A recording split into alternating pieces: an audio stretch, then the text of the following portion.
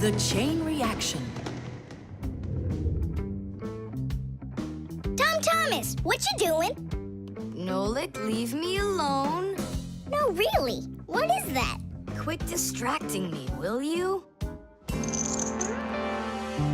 Nolik, look at what you've done. It's all because you wouldn't quit it. Wouldn't quit what? I was struggling with that thing for half an hour and you ruined it. Ugh.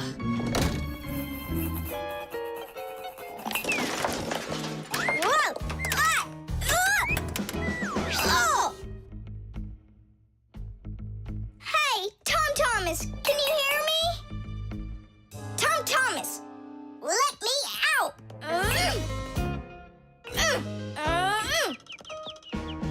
Nolik, is that you banging? Yeah, and how did you end up in there? None of your business. Why are you so rude to me? 'Cause I feel like it. Oh, yeah? Enjoy sitting there. Well, who needs you? Goodbye.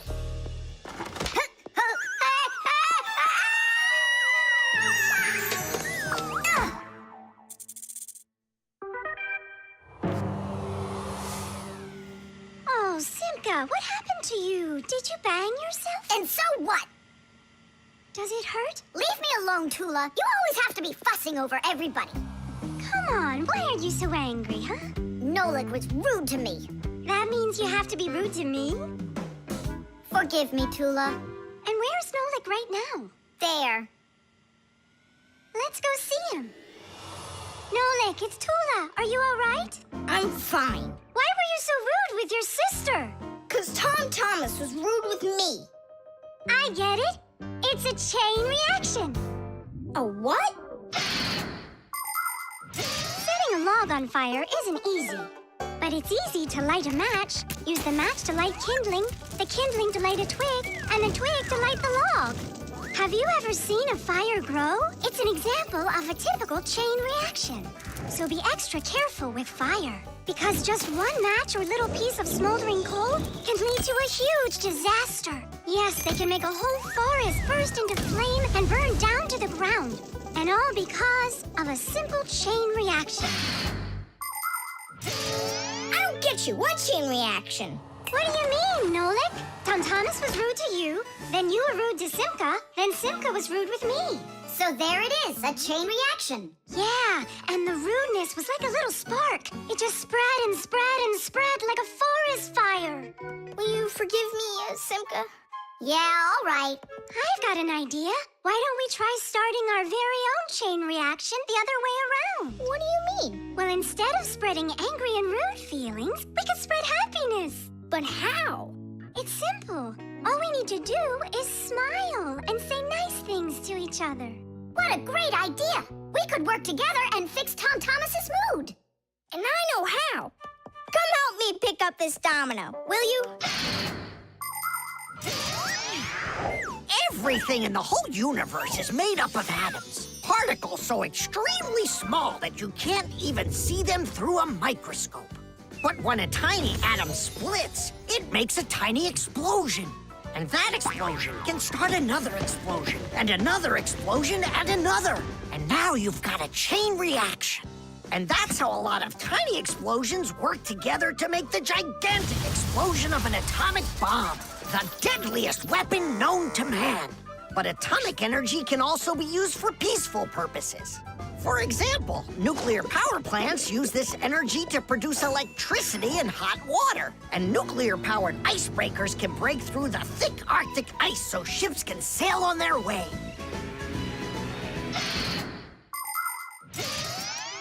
There, all done. Nolik, bring him in. And now we're gonna teach Thomas how a chain reaction can work to make you feel really good. He's coming. On your marks, now. What's going on? No, really? Thomas, watch this.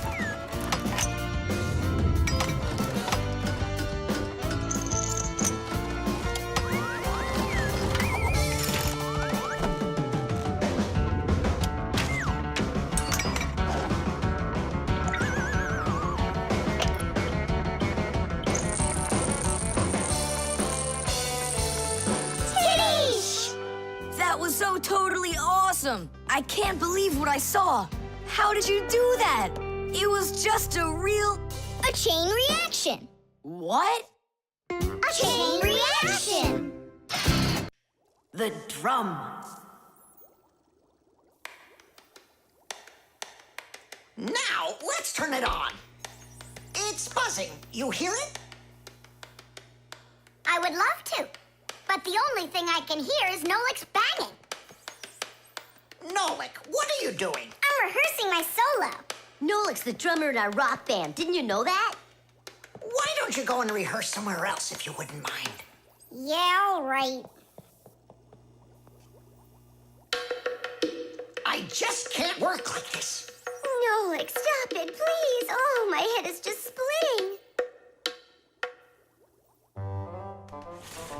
Professor Eugenius, will you come to the laboratory? There's something very strange in there. What? I'm hearing some kind of awful sounds. You are? I think it's a ghost. Back from the dead. Don't you worry about ghosts, Lisa. I'll check what it is.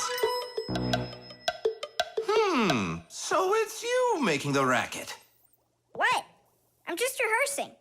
Well, what is it? Don't worry, it's just a piece of equipment rattling. You know what you should do? You should go and practice back at home, my young friend. It's not very hard to make a drum. One way to make it is to take an empty barrel and replace its bottom with a skin made of leather or plastic. If the skin is stretched tightly, the sound can get very bright and loud. Really big drums are usually played with percussion mallets or beaters, while smaller drums can be played with sticks or with bare hands. Instruments that make sounds by being shaken, scraped, or beaten are all called percussion instruments.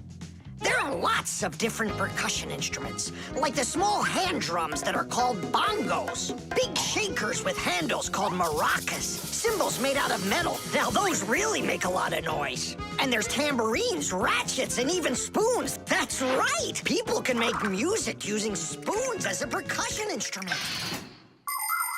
Tom Thomas, do you think I could practice my drumming here? Yeah, go ahead. I've just got some homework to do. I can do that, and better than you can, too. And what if I play like this, huh? Then I'll go like that, or like that. Ever since I had decided that a drummer's what I want to be, there is nothing that I won't bang on, 'cause the world's a drum to me. So I bang on radiators with a spoon, the pot goes boom, bam, bum. Maybe someone will take pity and they'll buy me my own drum. Bang it, boom, bang it, boom, bang it, boom, bang it, bam, bang it, bam, bang it, bam, bang it, bum, bang it, bum, bang it, bum, bang it, bum, bum. Bang the drum. Bang the drum.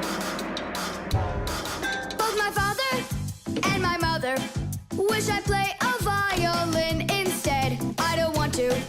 I'm a drummer, but I can drum that in their heads.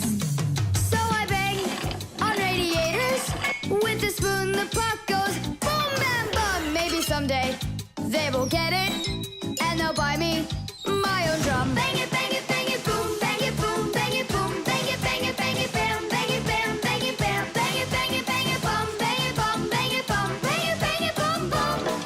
Bang the drum, bang it, boom, bang it, boom, bang it, boom, bang it, bam, bang it, bam, bang it, bam, bang it, bum, bang it, bum, bang it, bum, bum. Bang the drum. Tom Thomas, let's take a break. But I'm not done. Keep going, Nolik. This is fun. Maybe it's fun for you. Bang the drum. Stop, that's enough. Bang the drum. And now, let's turn it off. Can you hear that? It stopped buzzing. It did. Hey, everybody, it's Nolik. Yo, what's up? So, our noisy ghost is back. I thought you were practicing at home now. Tom Thomas is drumming there. I had to run away. Well, our excursion is over. And now I would just be so happy to listen to your rock group. Hooray! Bang the drum! Bang the drum! Come on, not so loud! Bang the drum! Did you say something? Bang the drum! I beg you, not that loud, please! Modeling clay.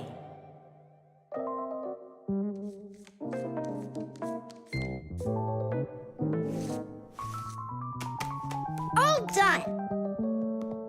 Simka, take a look. I've got my own pack-a-mat.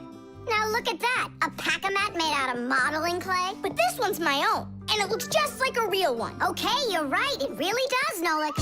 Simka, Nolik, what's up? Hi there, Fire. Wanna play some tag with me? I really wish I could play tag, but unlike you, I've got tons of work. Yeah, like what? Well, a bathroom hook fell down. Tom Thomas broke the lamp on his desk. The aquarium has a tube that's leaking. So go and play. I have to get a pack-a-mat. Oh. I wish I could play tag. Hold on. Nolik, you've got a pack-a-mat. Uh-huh. Although I gotta say, it looks a little strange. That's because it's... Let's fix everything before Simka with your pack-a-mat and my Fixie board. This'll be great.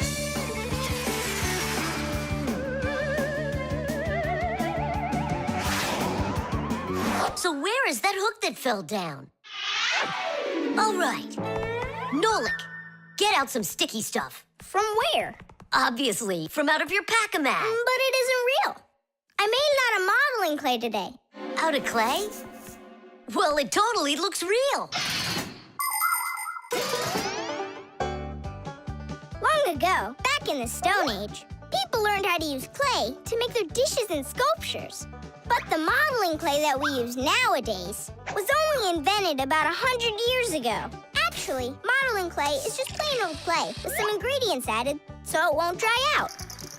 And dyes are mixed in to make all the different colors.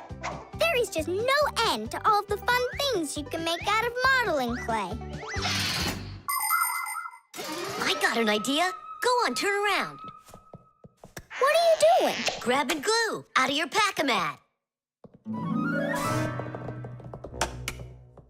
All right, get up here. Will it stick?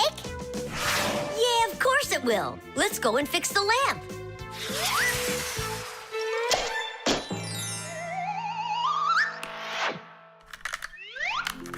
We can't fix this without a real pack-a-mat. Yours will work just fine.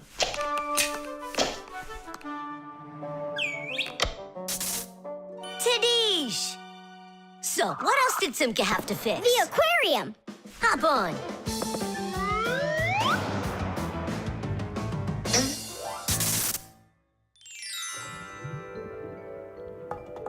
Well, where's that leaky tube? Here, it's leaking at the joint. Yeah, this tube is gonna need a lot of modeling clay. Give me the rest of your pack-a-mat. Sure. And here's a souvenir. They're all done. What's all done? We already fixed everything. And what did you fix it with? Modeling clay. Ha! Modeling clay isn't gonna hold anything. Well, I say it will. Wanna bet? All right. It's exploding!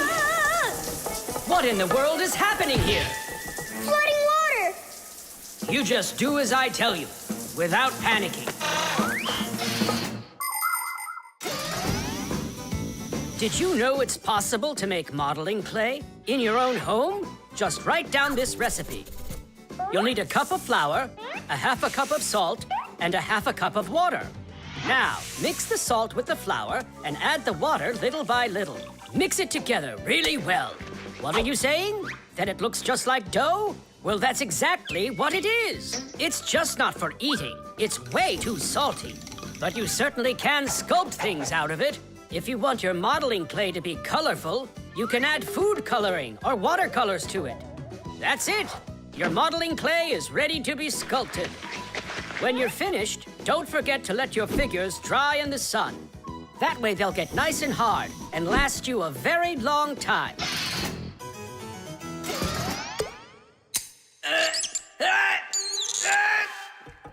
Phew. We almost didn't make it.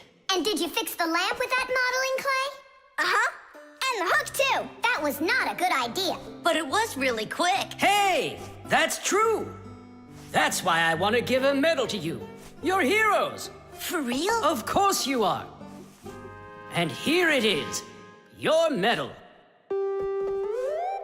But it's made out of modeling clay. Your reward fits your heroic deed. The stain.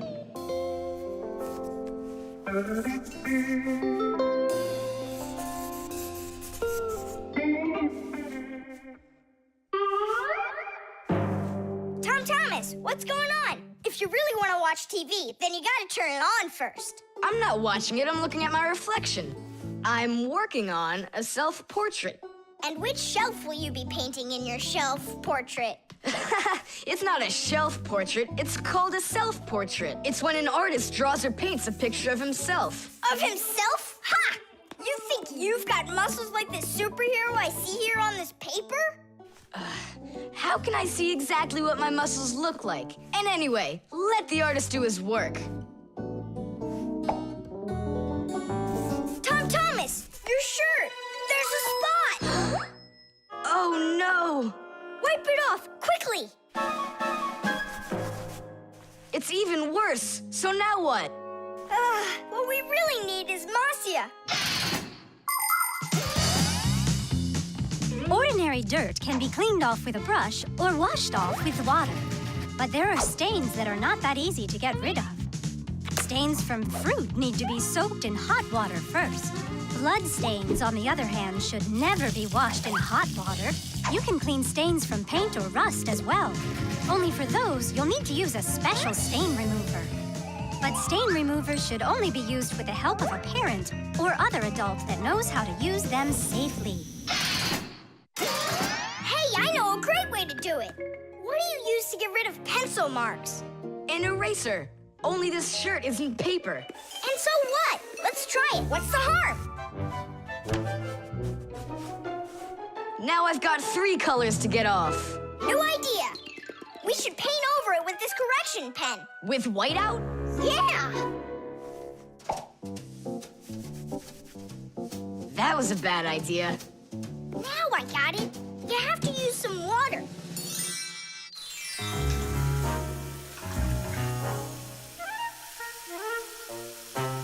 The wash should be better, don't you think? No, you can't wash whites with colors. And you've got a white shirt with colors all over it. Then how about if we try some more water? How much more can you use?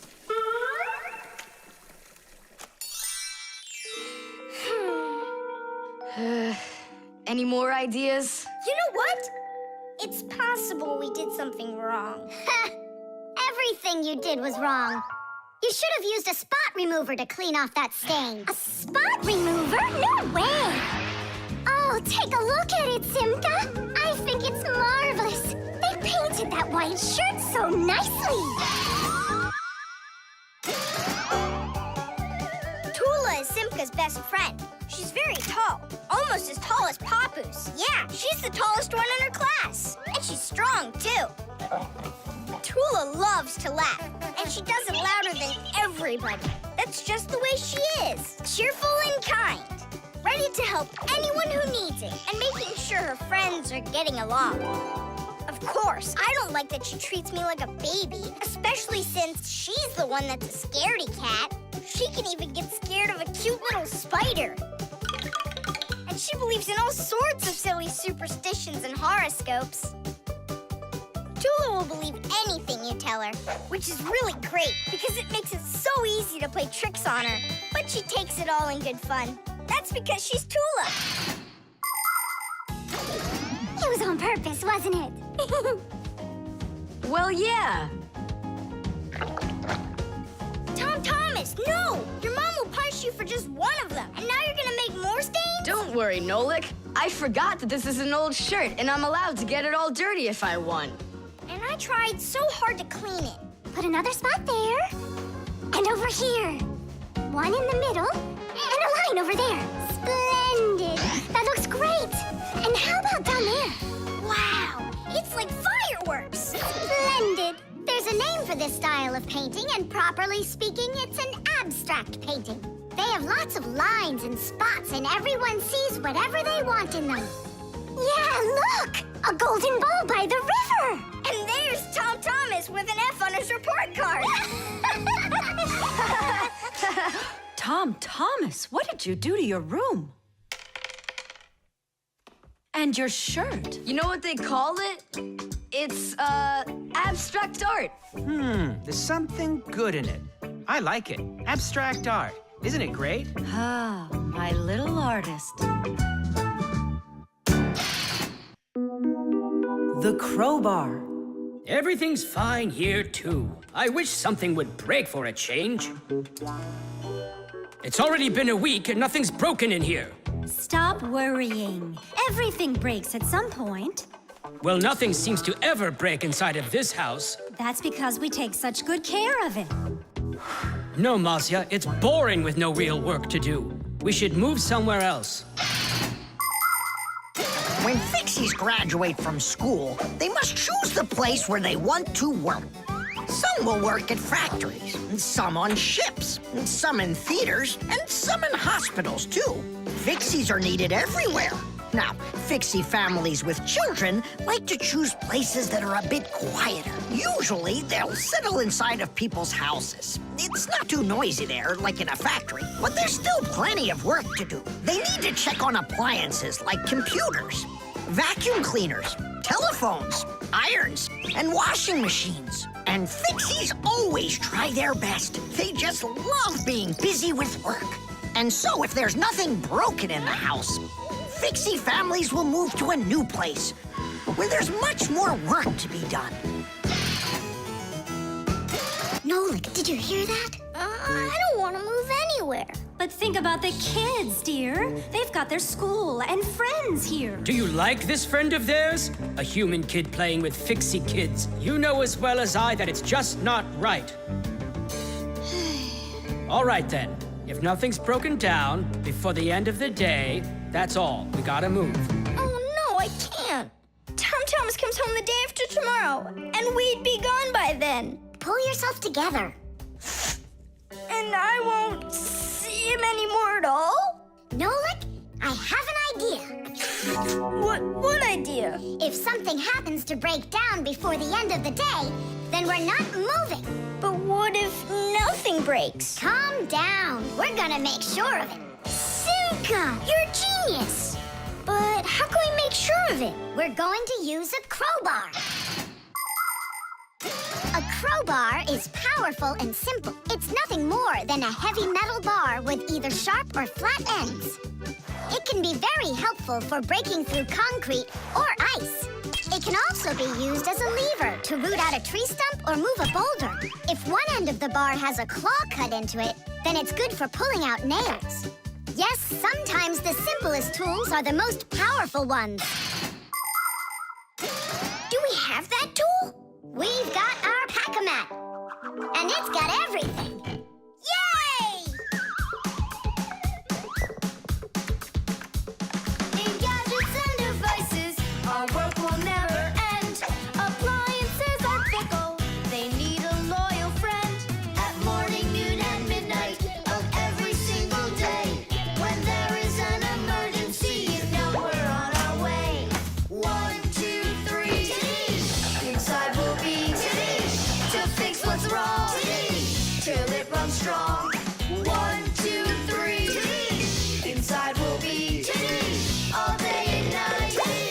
We fix things right. How about you let me try? Go on. Nolik! What are you thinking?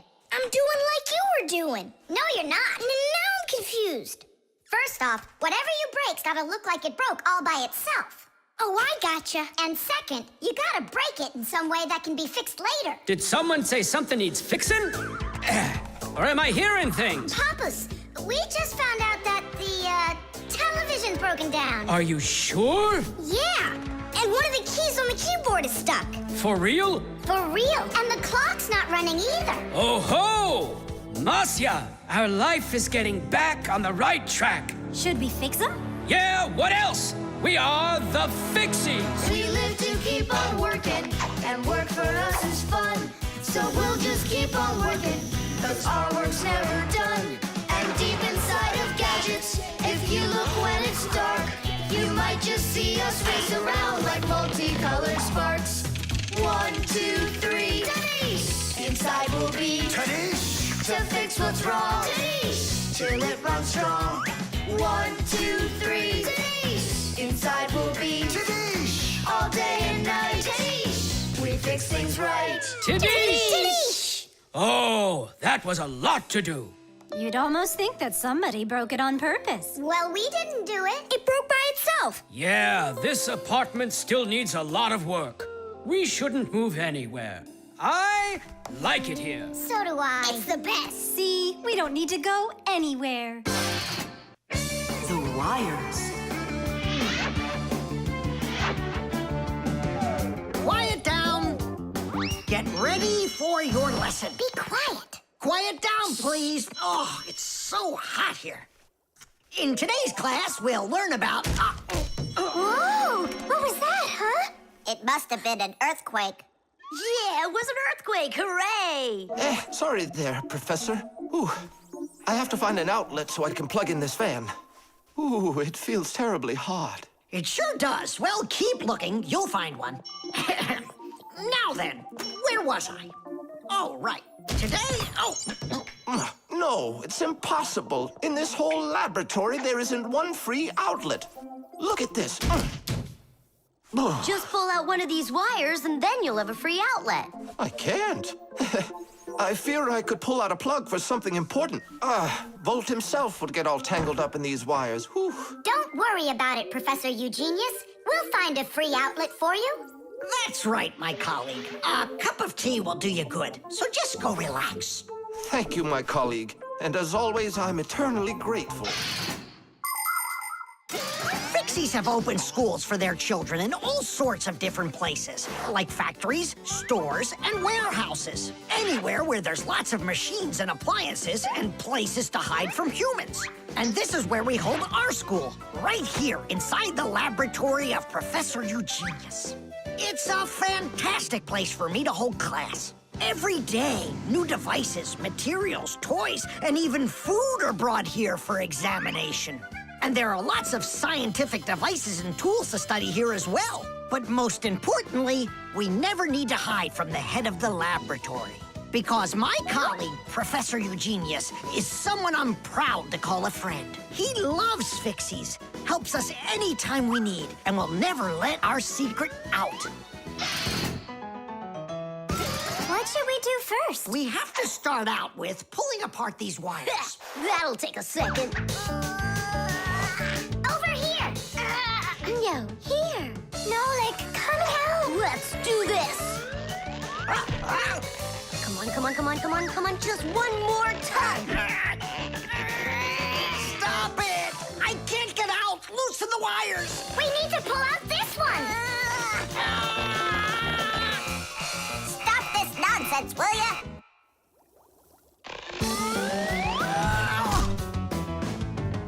Thank you, Digit. Tidish. Well, the way I see it, in order to get the knot out that's over here, we need to expand the loop that's over there. And then push that wire through it. And then do it again from the other end. That's it. Very good, girls. Hey! Now pull it hard. Perfect.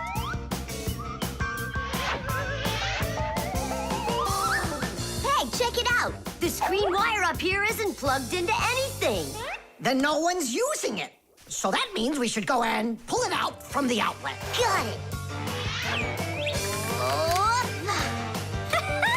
Tidish! Verda, here's another wire that isn't plugged in. I found another wire no one's using. Simka and I found it together. Nolik, why are you so upset? Because you guys are doing all the work. How about this wire? Nobody's checked it yet. Really? Oh, wow! What? Did you find some treasure, Nolik? Uh-huh. There are 6 free outlets under here. great! Now Professor Eugenius can plug in his fan, and his kettle, and even his soldering iron. To get electricity to a device that doesn't use batteries, you need to plug a pair of wires into an outlet. But it's important not to let the wires touch one another, or the electricity can burn them out. That's why wires are covered in plastic or rubber, so the electricity won't pass from one wire to the other, or to us when we touch them. So always be very careful with wires.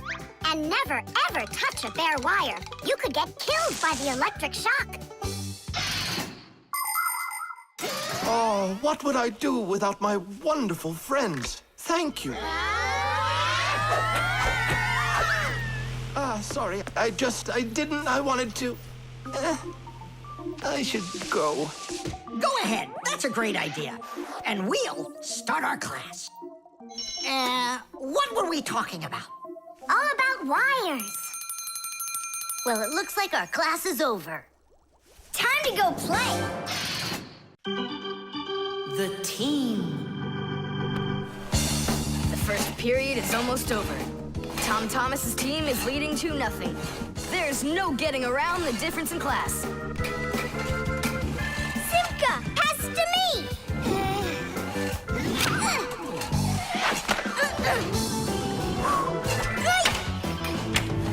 Simka, over here.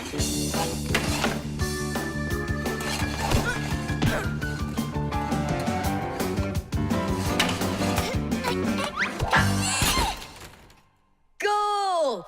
3-0. And that's the end of the period. Time for the teams to take a break. This isn't a fair game. There's 6 of these guys and only 2 of us. Go ahead and call your classmates. I'll still outscore you.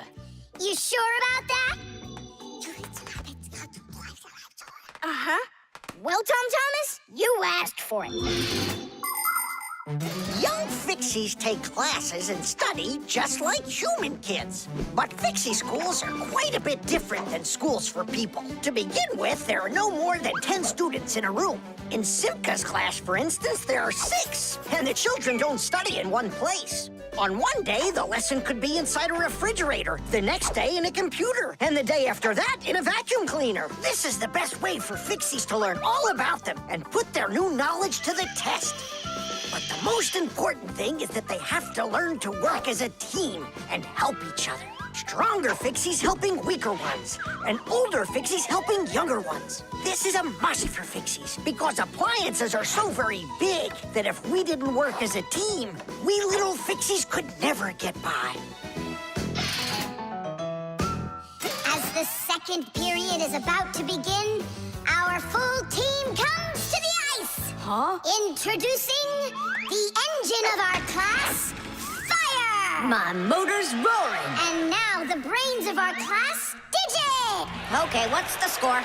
Now here is the spirit of our class, Toola! Could I be our goalie? And here she is, the face of our class, Verda! And oh, what a cute one.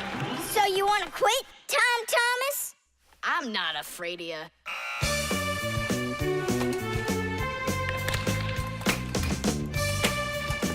Nolik, pass! Shoot! I'm calculating the angle to use. Whoa! Oops! Pass it quick! Quit sleeping! If you're gonna scream at me, I'm not going to play at all. Wow, that's some team you got there.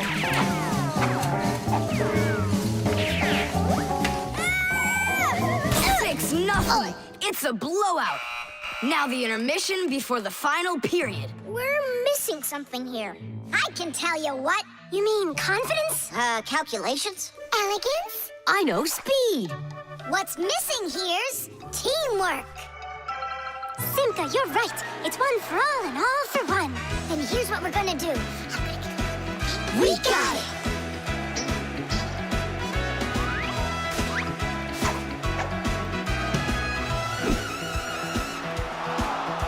Attack and check, don't lose control. A line change on the fly. The puck is zooming towards the goal to score and break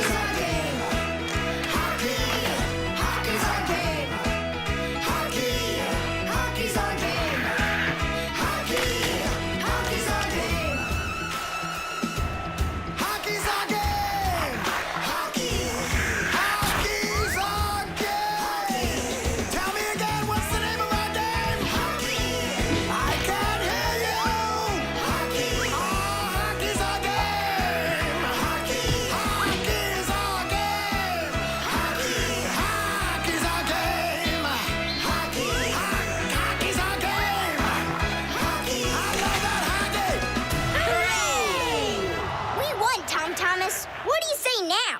How did I get creamed like that? 'Cause you're by yourself here, and we are a team! Team! Friction.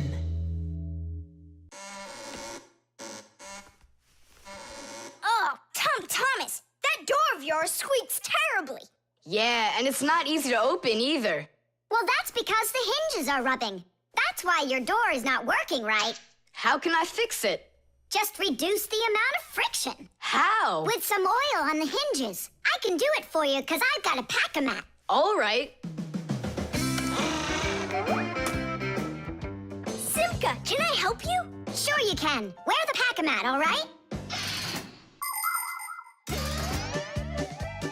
Friction is the force that tries to stop something from sliding or rubbing smoothly against something else.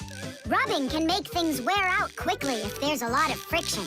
If you want less friction, you need to put something on the parts that rub against each other, like oil. There are special kinds of grease used to keep clocks and wheels turning smoothly. And for skis, a special kind of wax can be used to make them go even faster. That's it. Now the top hinge. It's all done. Go ahead and check how it's working. It's not squeaking. I told ya. You guys are the best. I gotta go. Go where? I'm gonna go sledding. Maybe you'll take me with you? Sorry, Nolik. You don't have a sled to ride on. I'll see you later. Simka, should I grease the saucer? What for? It'll slide down the hill just the way it is. Ah, okay then. Wait here for me, Nolik. I'll be back real soon with a surprise for you. Yeah, oil slippery. I know what I'll do.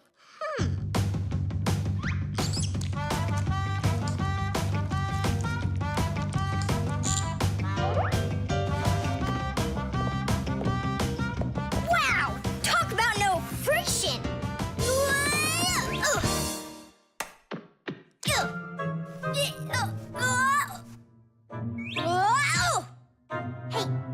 Hey, anyone?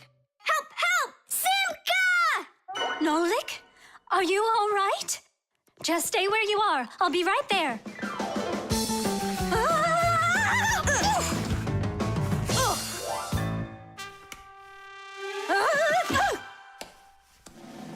Papoose! Help us, please!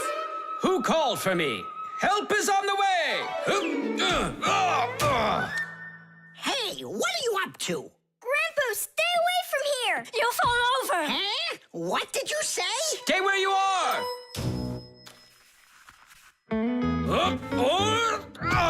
What happened here? I poured some oil on the table Why'd you do that? to reduce friction. That's brilliant. Nobody move. I know exactly what to do.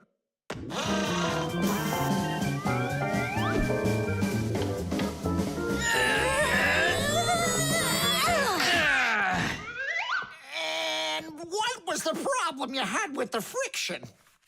I want to see all of this oil gone in 5 minutes. Engineers are in a constant battle with the force of friction. They want less friction so that cars will run faster and their parts will wear out less quickly.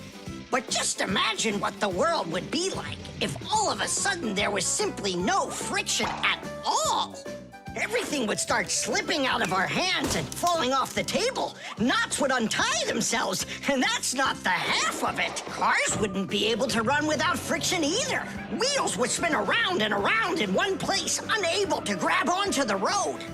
We wouldn't even be able to walk. Because when we walk, we move forward by pushing off the ground with our feet. And how can we do that without friction? We can't. So now I think you can see why it's not so bad to have a little bit of friction in our lives. Whew! We cleaned it. But it's still so stinky. Nolik, I completely forgot.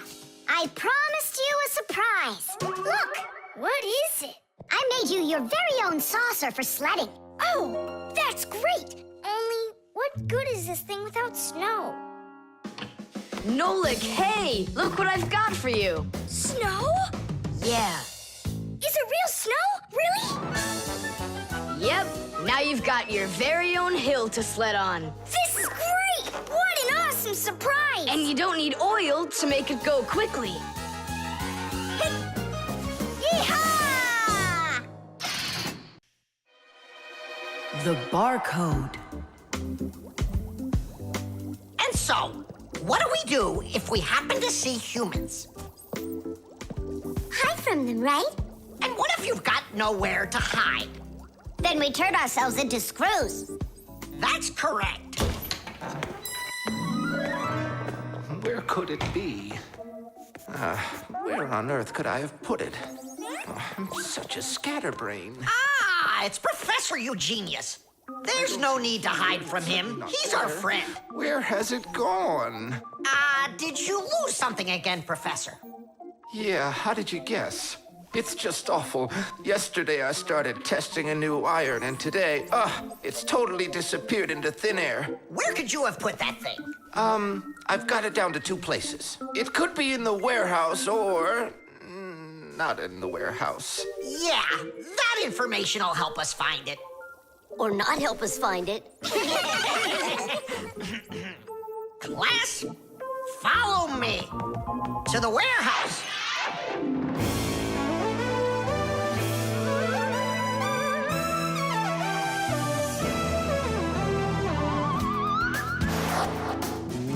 Wow, look at all these boxes. If we have to look inside each one of them, it'll take us 2 days. Maybe we'll get lucky. Let's look in this one. No, inside there is a fan. A fan? Wow, it's a fan. And what's inside this one?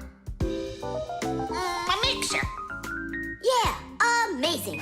And what's in this box? An electric kettle. Made in Germany, by the way. He's right. There is a kettle in there. Professor, is this some trick? I don't get it. Grandpus, how do you do it? It's gotta be magic. What else? Here's how I think he's doing it. I think the professor has glasses made to see through the boxes. Of course not. I only know how to read the barcode that you can see on each of those boxes. Oh, that. Exactly. If you look at the printing on packages and boxes, you will often find a symbol with a lot of black lines and numbers. These symbols are called barcodes. Each barcode has all sorts of information. What the item is, what country it came from, and even in which factory it was made. With the help of a special reading device, a scanner, it's possible to read all the information the barcode holds. It really is an excellent system for stores to know what they've got. You don't even need a scanner to do it? I can figure out barcodes without one. I'll teach you if you want. Class. Let's see. We're looking for a box with an iron. There. Well, bring in the professor. Today, on almost everything that is sold, there is some kind of mark. For instance, this kind of mark is called a barcode. And this one, a QR code. These marks help us find out a lot of information. Suppose you walk by a building and see a QR code on it. Just point the camera on your mobile phone at it, and information about who built it and when it was built will appear on the screen. Isn't that great? It's a shame not every phone can do this yet. And that's not all. There are also marks that work without pictures. There are electronic chips that can hold information. These chips can be put inside of ID cards or travel passes, and all you need to do is press the card near a reader so it can check if you're allowed to go on through. You just made my day. You found it so quickly. What would I do without you? Huh? Is something wrong? This is not an iron. Whose sandwich is that? Mine. Yesterday I wanted to put it into the fridge, only I guess I put it into my... I just get distracted so easily. Look, we need to think this through logically. If you went and placed your sandwich into the box where the iron should have gone, then you must have put your iron in the refrigerator. Oh, here you are. Here you are, my new iron. Oh, I looked everywhere for you. Thank you, my friends, once again. There's no need to thank us at all. You're always there when we need help. You've even let us open our own school here in your laboratory. And we don't have to hide ourselves. Yeah, that's because you're so kind and you love Fixies. The clocks. Go around. Left side. That's crazy, you'll crash. No, I won't. See, I told ya. What? Huh? Nothing. Now you talk with your computer like it's your friend. Listen, that's enough playing for today. Oh, Mom, just a little more. I'll give you half an hour while I cook dinner, and that'll be enough for today with the computer.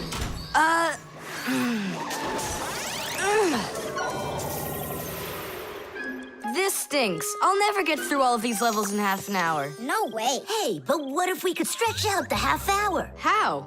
We could take the hands on the clock and move them back a little. Mom will catch us. Fine, then let's slow down the speed of the clocks. Yeah, But how? You gotta know things like that.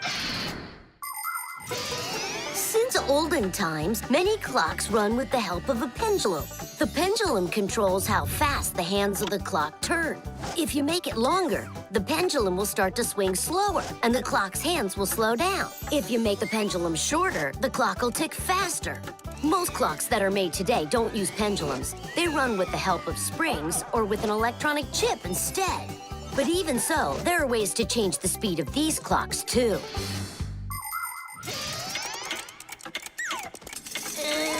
Push it! Wow, you did it! It's amazing how much slower it is. that'll give you lots of time to play. But now you gotta slow down the clocks in the kitchen. Yeah, and every other clock you got.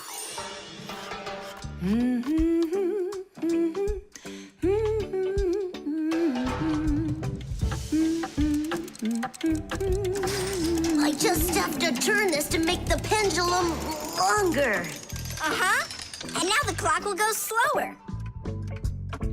Tadee! Fire! Now that clock over there. Let's go do it. That's it! We slowed down every clock, and your mom didn't see a thing. That's great. Yeah. Wow, Tom Thomas, you're cool!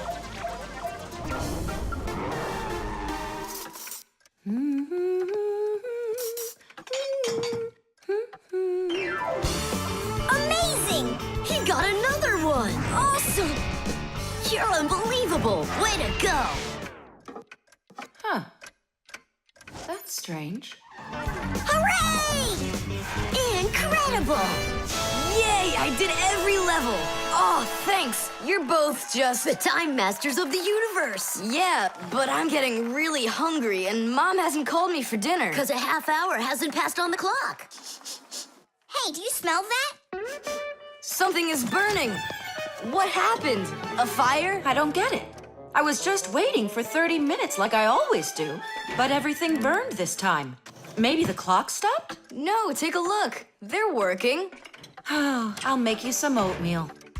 Oatmeal for dinner? Mom, I need to, I'll be right back. You see what you've done? Time Masters of the Universe? You gotta go speed those clocks back up. Okay. We'll speed them up. They'll be caught up in no time. Humans have come up with lots of different ways to measure time. For example, if you stand a stick in the ground, you can measure the time of day by watching where its shadow falls. That's a very simple clock called a sundial. Another simple and ancient clock is a water clock. It keeps track of time by measuring how much water has poured out of it. And if the clock uses sand instead of water, it's called an hourglass. But humans weren't able to accurately keep track of the time until they invented mechanical clocks. They come in all sorts of sizes, from grandfather clocks to watches worn around the wrist. Today, we also have easy-to-read and accurate electronic watches and clocks. But the most accurate clock of them all is the atomic clock. It tells the entire world the exact time.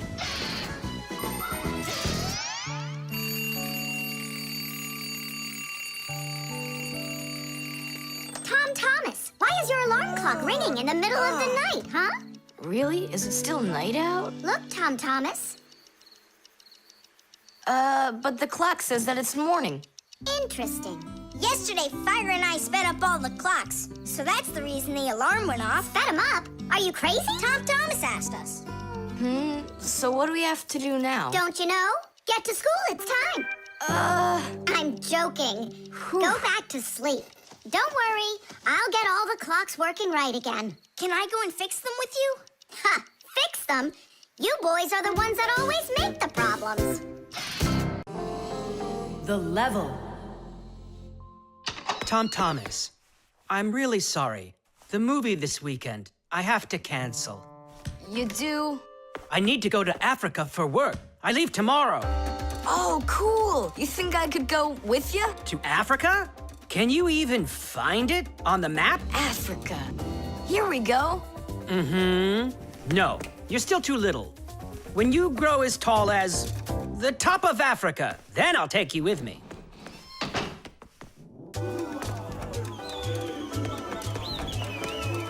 Here, there.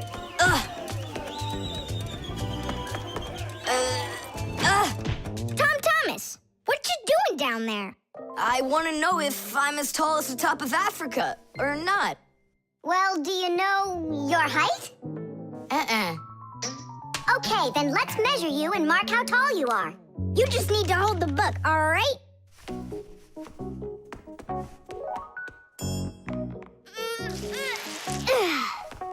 Simka, how do we measure what's higher? The top of Africa or this line over here?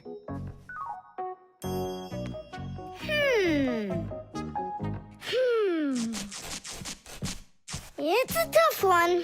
We need a piece of flexible, clear tubing. Oh, I can get it for you. I know where it is. And we'll build a simple tool to find out the answer. It's called a water level. Let's do an experiment. First, we'll pour water into 2 bottles. A little bit more into one and a little less into the other. Now we'll connect them with a tube so that the water can flow between them. You see? The water flows and flows. And then it stops. It stops when there's the same amount of water inside of both bottles. And if we do this with a simple tube, it becomes a useful tool called a water level, in which the water on both sides is always the same height.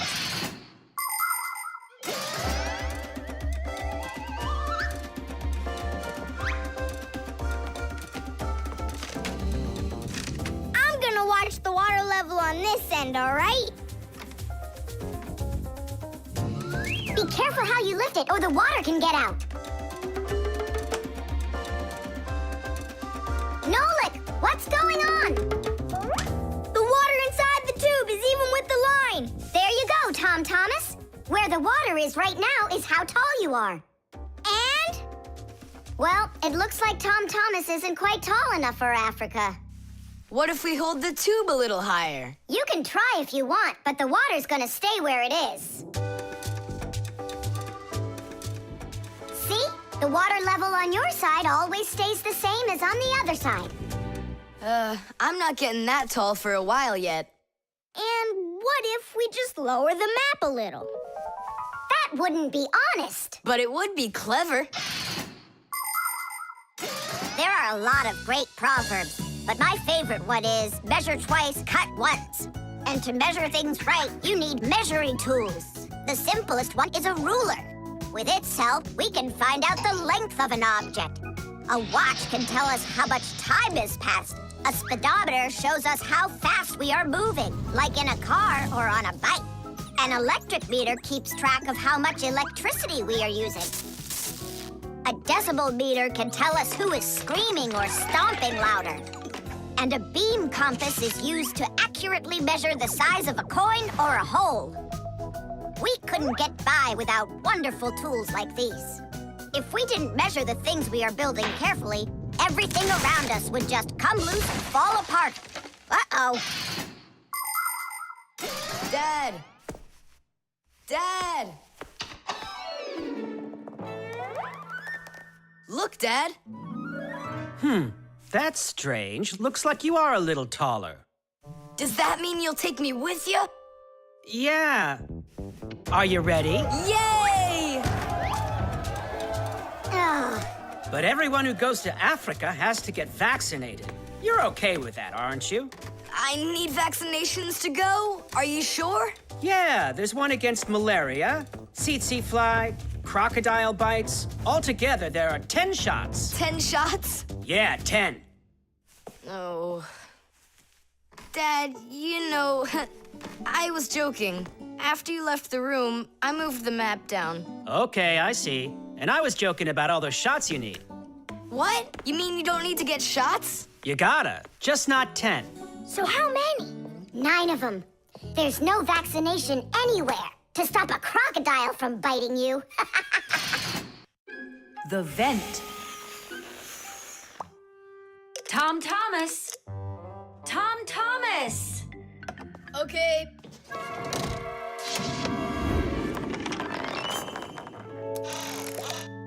Simka, Toola, check it out. It's pretty, isn't it? Oh, splendid. It's nothing but a trinket. It's completely useless.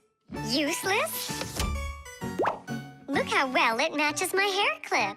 Useful things are the kinds of things you truly need. For instance, like this rope ladder I've got. It's splendid. And where do you plan on climbing with this thing? Now, this mirror here is both useful and pretty. Oh, how splendid. Toola, you say everything is splendid. Well, here's something super splendid that I bet you don't have. Oh, what is it? It's a mechanical super claw. It must be just perfect for scratching your back. Now look what I have. A photograph of Vector. And he signed it for me, too. Are you sure that's Vector? You've got a photo of the bravest Fixie on the face of the entire planet? Yeah, and the most beautiful. Is it him for sure? No way. Let me take a look. You'll smudge it. You've been fooled. No. Yes. Jealous? You are. My photo! Oh, no! What was that? A draft. This is completely your fault. It's not my fault. It's your fault for bragging so much. Please, girls, stop fighting. Let's go find it.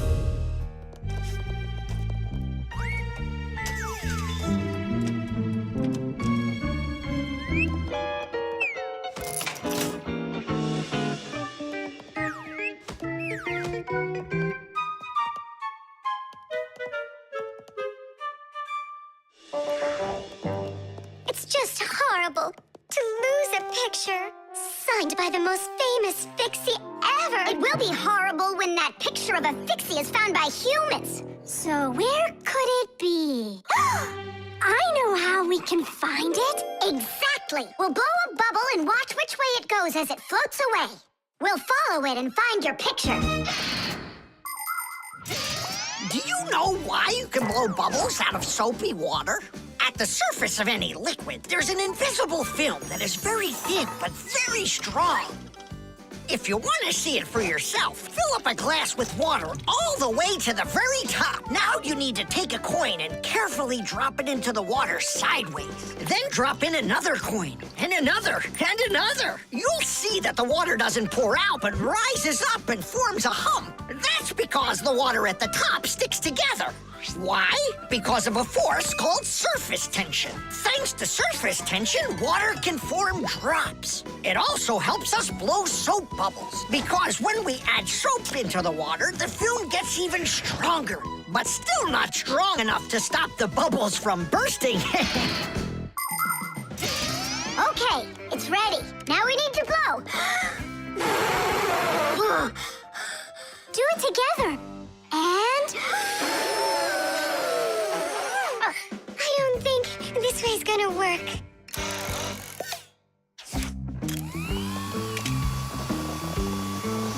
Look, it's flying! We did it! The vent! Of course! Why didn't I think of that before? Have you ever seen holes in the bathroom or kitchen that are covered with grids? Well, those are called vents. And behind the vent is a long pipe called an air duct. Unpleasant odors and musty air can be forced into the ducts and sent out of the house. And if you want that old, stale air to leave the house even faster, open a window and let in some of the fresh air from outside. Keep the air in your home as fresh as it can be. Hey, take a look! It got stuck over there! Get it before it flies away! How can we grab it? What do you mean? Don't you remember what I've got? Titties! Thank you, Simka. What would we ever have done without your mechanical claw and your fantastic ladder? Then here you go, a present for you. Oh, thanks, it's just great. And I want to give you this. Oh, gee, it's just splendid. Simka, are you here? Huh, what you got there, Simka? A little mirror. It's pretty, don't you think? Oh, you girls. You're all the same. Nolik's cube. Whoop. Tom Thomas, you'll be late for school if you don't stop. School? Don't you worry. What's he breaking this time? This time, nothing. He's solving a Rubik's Cube, Nolik. Whose cube is it? The Rubik's Cube is the most popular puzzle game in the whole world. It was invented by Professor Rubik from Hungary. A cube has 6 sides on it. And on a Rubik's Cube, each of these sides has 9 squares that are all the same color. You start by mixing up the colors. To solve a Rubik's Cube, you have to turn the pieces, and you keep turning and turning them until each side is one solid color again. For instance, red or yellow or light blue. That's nothing. Hey, Tom Thomas, how long have you been messing around with this cube already? It's been 3 whole days of turning. 3 whole days? We could solve that puzzle in 5 minutes, now couldn't we, Simka? Oh, really? Then go right ahead. I'm off to school. Well, you ready to show Tom Thomas who's boss? Just count me out. Hey, I thought you said Rubik's Cubes are easy to solve. I never said anything like that. This problem is all yours, Mr. Bragger. All right, I'll figure it out myself.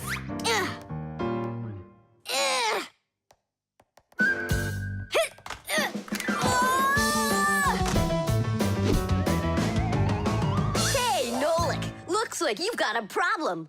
Oh, hi, Fire. Now I'm good. Just solving this Rubik's Cube. Yeah? Can I do it with you? What, you can do it? Of course I can. How hard can it be? You'll see for yourself. Try getting all the red squares on one side. Piece of cake. Now hold it tight. Great, I'm with you.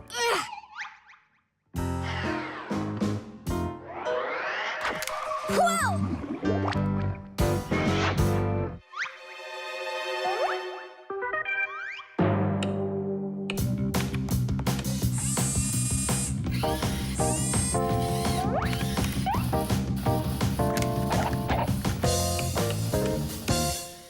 You mean like that?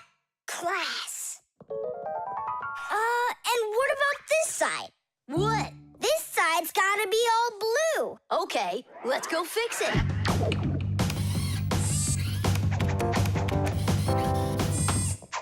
There, like you wanted. Now what happened to the red side? Huh? Simka was telling me that on each side there has to be one color. Oh, like Simka'd be able to do this? Simka can do it all. Well, if Simka can, then I can too.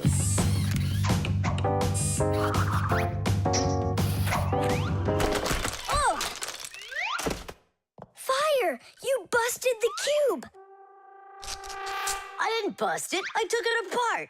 Now let's put it together. And not just any way, but the right way. Puzzles are toys, games, or problems that force you to use your mind in a clever and creative way. Take a labyrinth, for example. In a labyrinth, the challenge is to find the one way to get through a series of tangled corridors.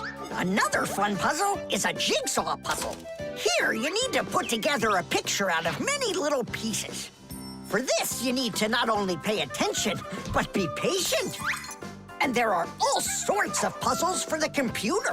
One popular computer puzzle is Tetris. In Tetris, different shapes fall down the screen, and you have to think quickly to get them to line up into rows. And solving puzzles isn't only a great activity for people, it's good for Fixies, too. That's right, puzzles are like exercises for our brain.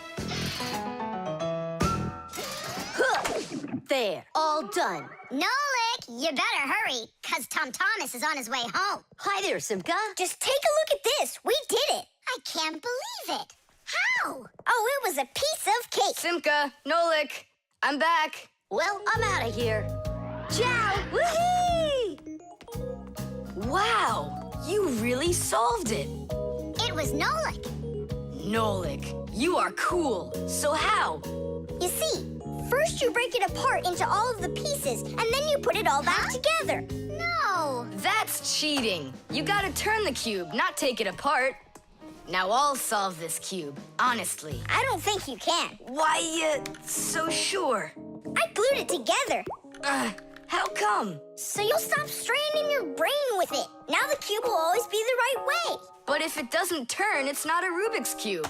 Well, yeah. Now it's a Nolik's cube, right? GPS.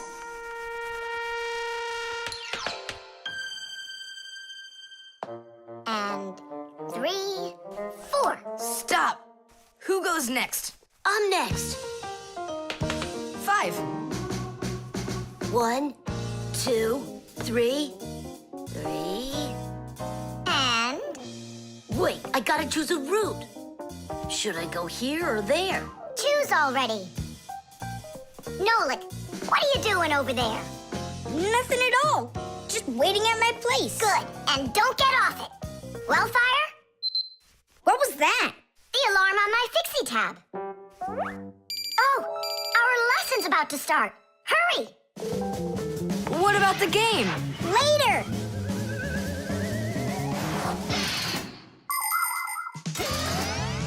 As soon as young Fixies enter their first year of Fixie school, everyone gets their own Fixie tab. It's a little computer that can do anything at all. Well, almost anything at all. Studying with a Fixie tab is fantastic. You can read it just like a book and write in it just like writing in a notebook. You can use a Fixie tab to listen to music, watch movies, find your way around, and talk, text, and send letters to your friends. And if you want, you can use a Fixie tab to go on to the internet that humans use, or you can visit the secret Fixie internet, where you can find news about the world of the Fixies. And Fixie tabs have games on them, too. Of course, these games can be a lot of fun, but you shouldn't play games until your homework is all done. Faster, or we'll be late. I know a shortcut we can use. This way.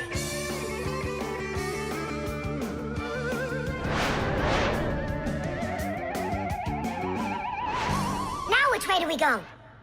I need to remember the route. I think it's this way, or it could be that way. Well, which is it, this or that? I have no clue. Uh-huh. So what's our plan? We'll go back and start again. We flew in from there, right? No, I think it was there. That's not how we flew in. It was there. I think we're lost in here. Uh-oh. Nolik, stop the panicking. I only went uh-oh. I'm not panicking yet. It's your fault, Fire. I know a shortcut. Go this way. How are we gonna get out of here? How do I know? All I know is that we're late for our lesson. Thanks to someone. It wasn't on purpose, I swear. Now Grandpa's will punish us. What's going on? Well, I think I found a way to get out. Which way? Right here. I forgot that inside of my Fixie tab is a GPS navigator. Class. What's a navigator? A GPS navigator is an interactive electronic map that can help you find your way around. The navigator can figure out where you are by using signals that are sent to it from satellites. All you have to do is type the address of the place you want to go into it, and the GPS can figure out a route to get you there. And then it helps you as you go by telling you where and when you need to turn. you can easily get to your destination. Let's see. Right now, we're here. And where do we need to go? You know where, to school. But where is that? Are you joking? In the laboratory of Professor Eugenius. Can you be quiet? Where do you want to go? The laboratory of Professor Eugenius. Please wait while I chart out the route. Ha! It did it! The navigator says to go there.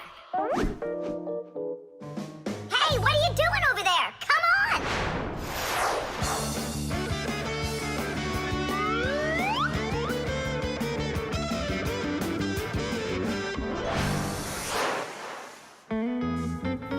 And if you happen to go off route, the navigator will give you a different way to... Well, you finally made it. Unfortunately, you missed an important lesson today. We got lost. Forgive us. In case you're wondering, we were studying navigators. And you know what? We just used a navigator to get here. Yeah, it showed us the way we had to go. Well, that's certainly quite lucky for you, because now you don't get an F. But from now on, kids, you have to get here on time. I promise you that. Because now we know where to get our shortcuts from. The globe. Ready? Set? Go! Ah! Yay! Oh! Again, I couldn't do it. I told you. There's just no way to hold on when the globe is turning that fast. But I know I can do it. Give me that piece of rope there, would you? Now you can't throw me off. Spin it. Go on. Whoa!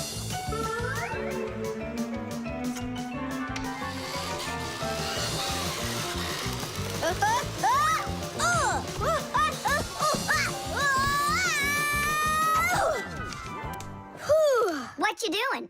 Trying to learn a bit about the Earth's gravity? That's a globe, not the Earth. Well, a globe's a model of the Earth, isn't it? Hey, come on, Simka.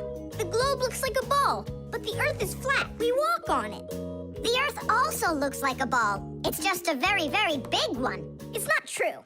If the Earth is really round like you say, then it would throw people right off of it, like the globe does to me. No, it's just that the Earth pulls everyone towards it. Are you sure?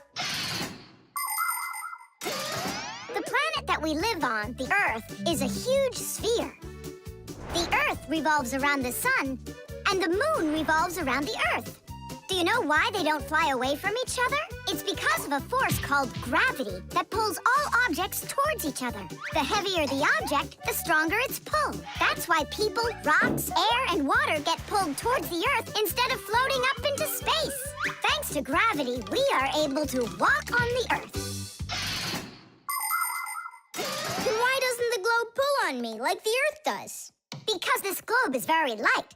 Compared to the Earth, this globe is like millions of billions of times lighter. Compared to the Earth, we're specks of dust. He's right. Look, a speck of dust. It sticks to the globe like we stick to the Earth. Oh, come on. It's just because no one's turning it. But the Earth's spinning and we stick to it. What? I just don't believe you. There's just no way the Earth is spinning. You've really got no idea how the days all turn into the nights, do you? Do too. It's because the sun goes up and then sets.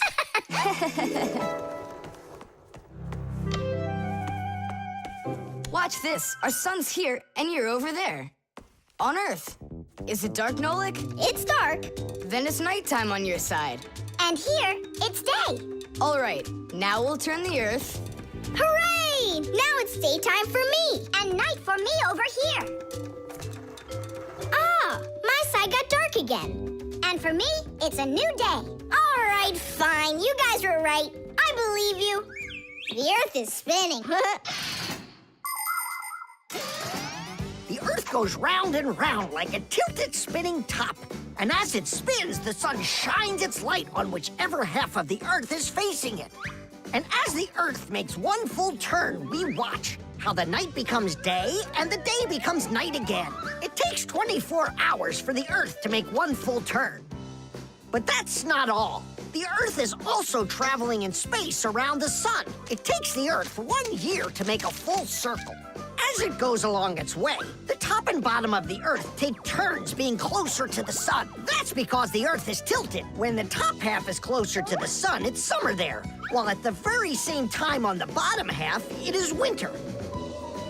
And when it is winter on the top half, it is summer on the bottom.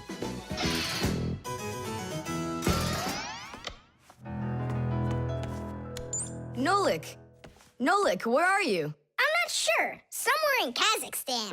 The force of gravity is super strong around here. So go on, spin it. You're gonna fall off, Nolik. Don't worry, just do it. Go ahead and tilt it if you feel like it. Told ya! Ha! And you were sure I was gonna fall off this globe. That's strange. Nolik, come on over here. What for? You'll see in a second. I don't want to. You really don't want or you can't. Tom Thomas, take a look. I get it. He stuck himself to the globe, didn't he? Yeah, with the chewing gum. Isn't it time to go? Uh-huh. And me! What about me? Hey! You gotta help me! Don't leave me! Should we help him?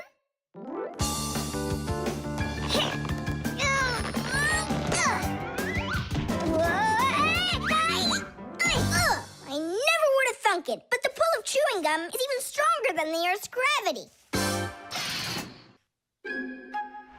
The prosthesis. Simka, over here. Take a look at what I found. It's a bear. Ooh. What bear did you find, Nolik? You know, it's the one Tom Thomas told us about. He was his best friend in the whole wide world. Until he became friends with you and me. What? Uh-huh. Let's try to wind him up.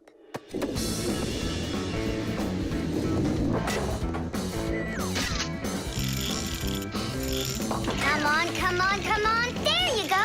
Now look, Teddy. Go on, Teddy. Yeah. Oh no. Poor little teddy bear. They ripped his leg and didn't care. We didn't rip his leg. It was already broken. It's all clear. A compound fracture. Then why don't we fix him? Tom Thomas will be so happy. Wait, it's not going to be that easy to repair it. We'll need a prosthesis. The human body is built around a frame of bones and joints. And if you break one of the bones, it'll usually heal by itself. The broken bone will grow back together, and you'll be back to normal. But sometimes bones or joints can break so badly that it's impossible for them to heal. When this happens, they have to be replaced with an artificial part called a prosthesis. A prosthesis can replace more than a bone or a joint. It can be made to replace a whole arm or a leg. And where are we gonna get a prosthesis?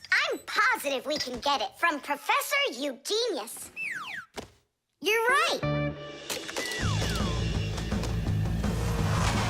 Help is on the way.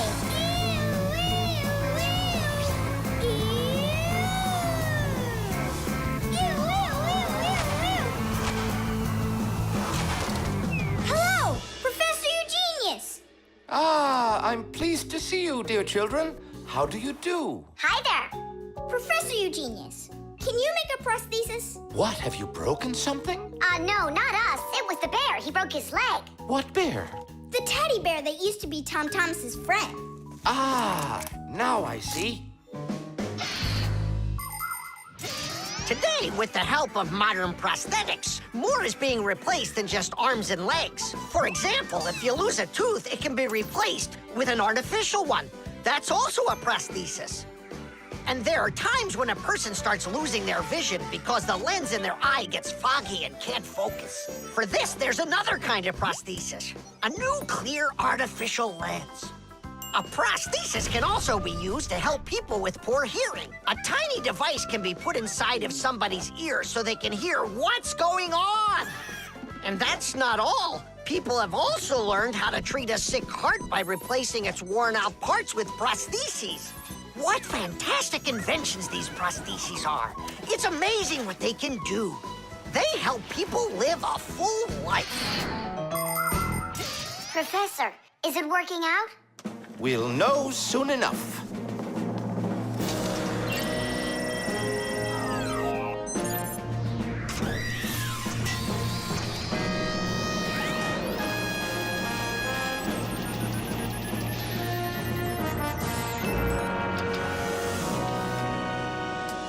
Done. Here you go.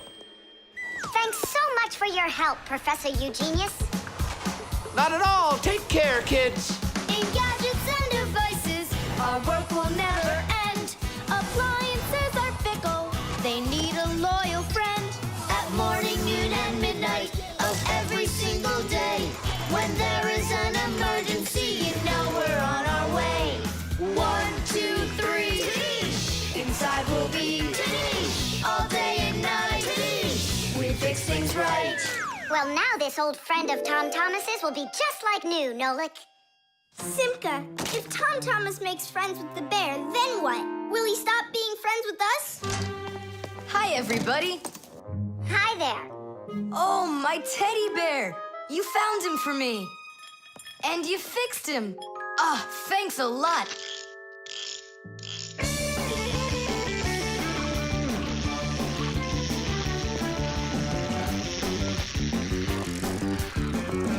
Yeah, it's just like Grandpoo said. A friend that's old is better than 2 that are new. Who's new and who's old? Well, the bear is old. And we're new. Nolik, it's not true.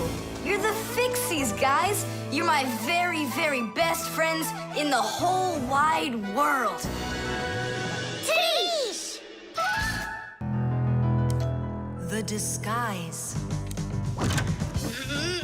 Ugh, good. Tom Thomas, why do you need a second aquarium? Especially without any fish. First of all, it's a terrarium.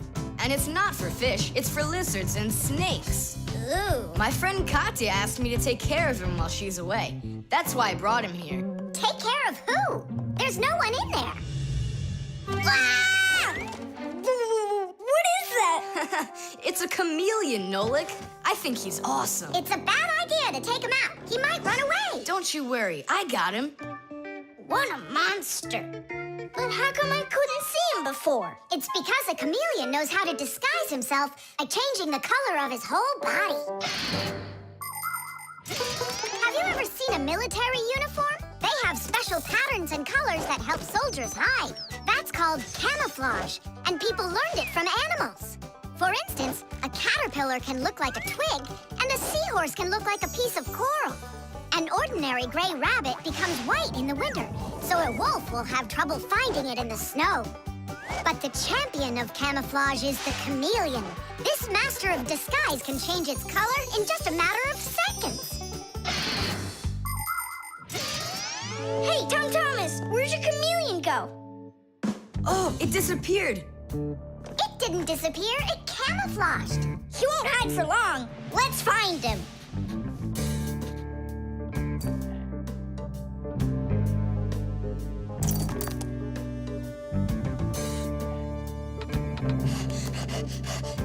Chusaka, have you seen the chameleon? Where is he?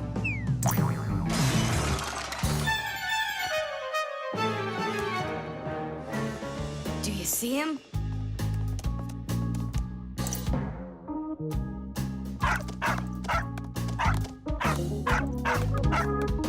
No, he's not gonna let us catch him. We're gonna have to trick him into coming to us. Uh-huh. We can set a trap with something that he likes. What do they like, I wonder? What else? They're food. And what do chameleons eat? Well, like flies or caterpillars, roaches. Where's the fly gonna come from? Well, what if... What? Oh, Simka, just you wait. I'm gonna get you. Hey, we've gotta help Katya. You don't see the caterpillar complaining. Quiet. Nolik, you start buzzing. Buzzing? Yeah, like a fly. Yeah, and flap your wings, too.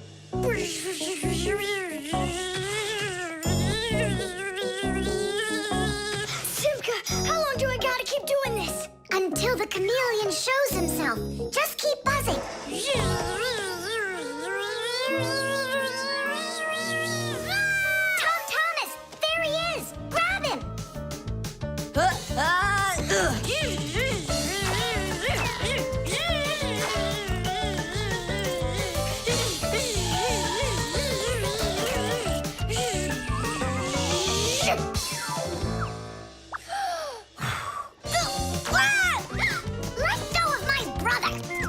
Tom Thomas! Quickly! I've got a hold of him!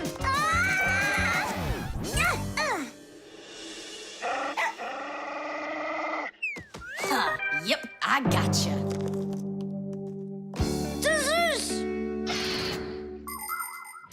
In the army, they use camouflage all the time. They use nets that look like bushes, paint their tanks in colors that make them blend into their surroundings, and even fly in special planes that can't be seen by radar. They do everything they can to disguise their location. But it's not just the army that uses disguises. Photographers camouflage themselves to take pictures of wild animals. People use makeup to camouflage their blemishes. And artists, they disguise old walls with bright, happy pictures. And people just love to put on masquerade parties where they disguise themselves in costumes and masks. And of course, Fixies have their own great disguise. Remember? Well, what is it? Now he won't run away. So, Mr. Master of Disguise, what are you gonna say now? If only I could disguise myself that well. Nolik, what are you talking about? You know how to disguise yourself 100 times better than him. Ah, you're right. Hey, chameleon, look and learn. Here's a real disguise.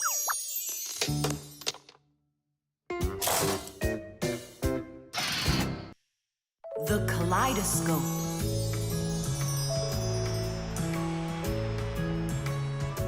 Tom Thomas, when are you gonna give me a peek at your new ball? I just can't wait. I told you, you can see it as soon as I hang it up. You're not peeking, are ya? No, I'm not. Oh! So can I look at it now? Sure, take a look. Which one? This one. You broke it. It's okay. Don't be sad.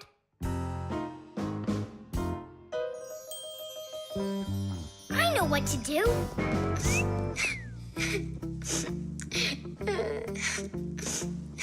Tom Thomas, look inside the kaleidoscope. What for? I looked already. Come on, there's something in there I'm sure you've never seen. Whoa. Cool, isn't it? What is it? It's my own invention, a pirate kaleidoscope. Laughs, right? Uh-huh. It's great. I really like it. Tom Thomas, hi there. I heard that you got a pretty ball to hang on the tree. Shh. Can I see it? It's right there. Where? There. No. Oh, that's just terrible. Why'd you do that, Simka? Come on now, I just cheered him up. How? Tell me. With the kaleidoscope, remember what Grandpa's taught us? Do you know what makes a kaleidoscope have such beautiful patterns? Ah, it's because pieces of multicolored glass are tumbling around in there. And it's also because it has mirrors inside. Usually there are 3 of them, and they are arranged facing each other. That way, each piece of glass makes many, many reflections that create the kaleidoscope's beautiful symmetrical patterns. By the way, you can put just about anything you want inside a kaleidoscope, and each different thing makes its own special pattern.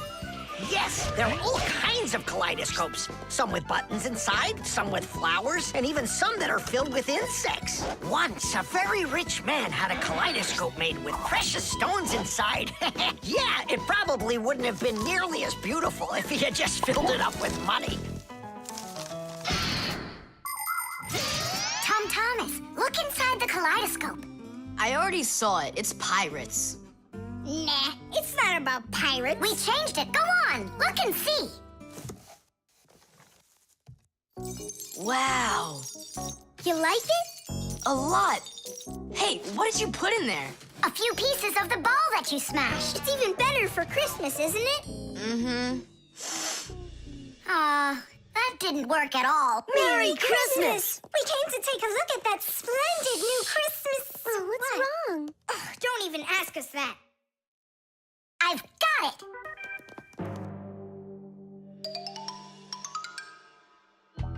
Tom Thomas! What? Look inside the kaleidoscope! Again? I don't want to. And I'm telling you, you've got to. Fine. Cool, yeah. Merry Christmas! Thanks so much. Now don't you feel good again? Yeah, it's really something. And you're the first human in the world that's ever seen it. How about that? Turn it! It's great, isn't it? Wondrous designs that tickle the eye in the kaleidoscope. Shimmering scenes, gingerbread trees in the kaleidoscope. Magical flowers just blooming with light, petals that glisten and gleam.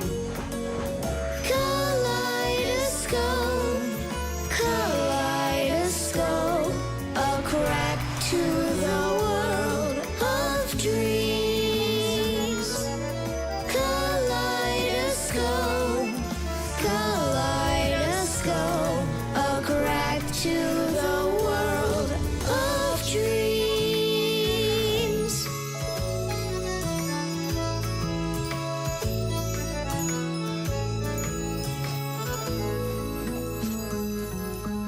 Hi, everybody.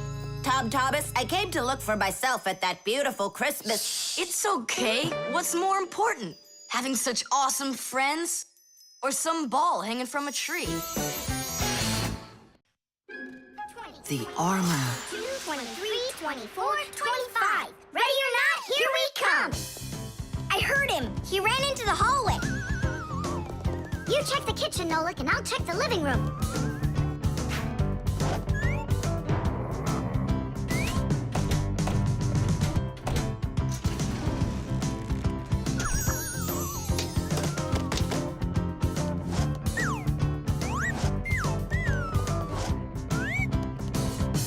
Well, I just don't get it. Where could he be hiding? The office. We forgot to check in there.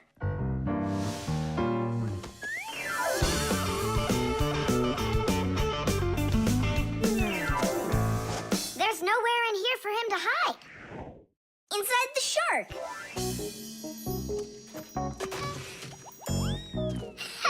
Nolik. Tom Thomas couldn't even fit half of himself inside of that shark. Yeah? Then in that huge vase. Uh-huh. He's all scrunched up in there and laughing at us. Oh! Simka! There! Did you hear that? He is in there! There's no one.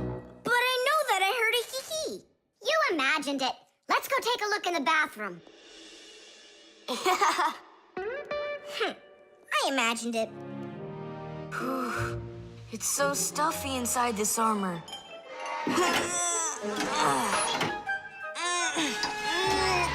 The arms got stuck.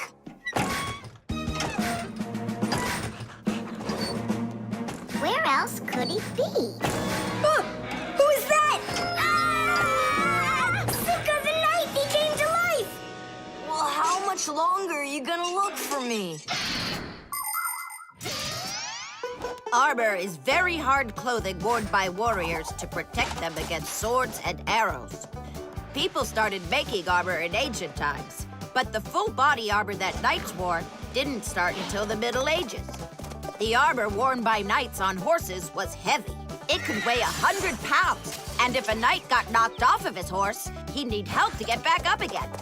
By the way, the knights' horses, they wore their own heavy set of armor for protection. Hey, did you turn into statues? Tom Thomas?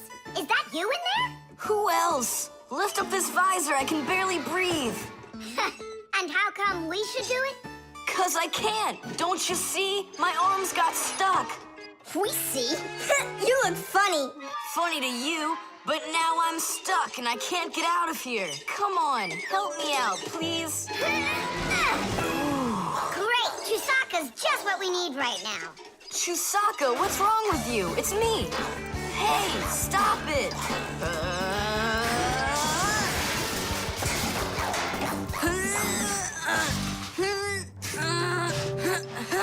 Help, I can't get up. Come on, let's undo the latches, Nolik, quickly.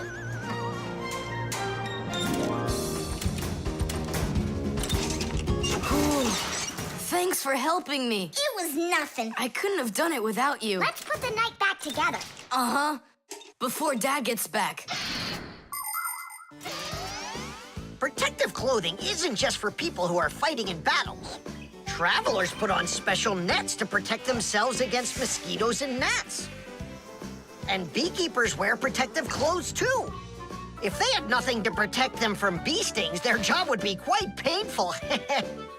Without their protective clothing, it would be impossible for firefighters to go into burning buildings and save people. And how could astronauts go into outer space without special clothing? It's freezing up there and there's no air to breathe at all. And that's why they wear a special costume called a spacesuit when they travel. The spacesuit not only protects astronauts from the cold, but supplies them with air so they can breathe. By the way, the Fixies also wear protective clothing so they can stay safe while they work. Well, there. Did we get it right? It looks like we got it right. Only, where's the helmet? Nolik went to get it. Tom Thomas, helmet delivery! Thanks there, Chusaka. Whoa there, Warhorse. Calm yourself down. There we go. It's all back in place again. Too bad that your knight looks like a ballerina twirling around. You see, his arm. I can't move it. It's stuck. Here's what we'll do. Give him something to hold.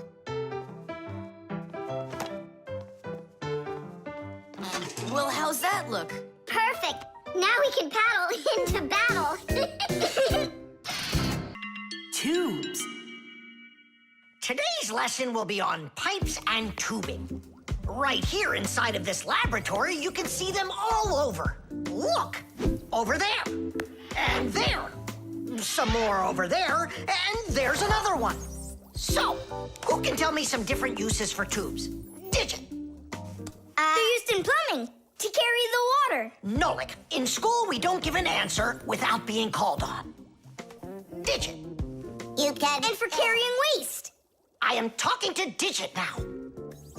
Gas goes through pipes too. Stop interrupting us. And don't forget about smoke in a smokestack. Nolik, that's just rude behavior. Out right now.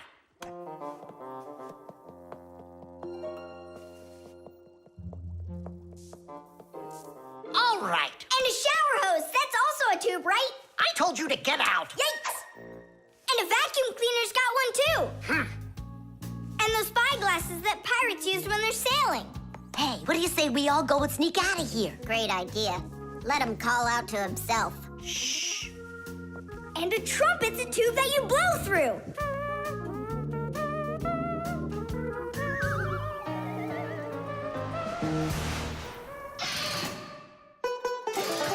Nolik is my younger brother.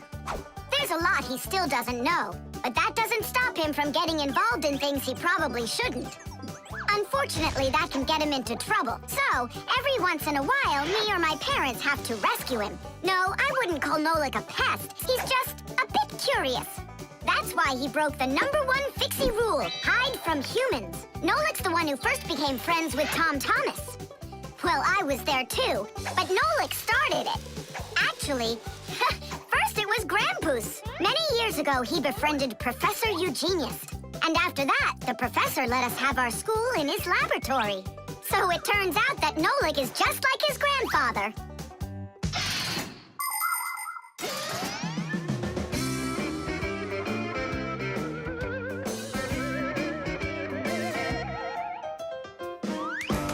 Digit, go on then. Tubes are, Wow! Just look at all the tubes in here. There's rubber ones and glass ones that are curvy. Oh yeah! Pens! Parts of them are tubes too. He stopped talking. He ran out of ideas.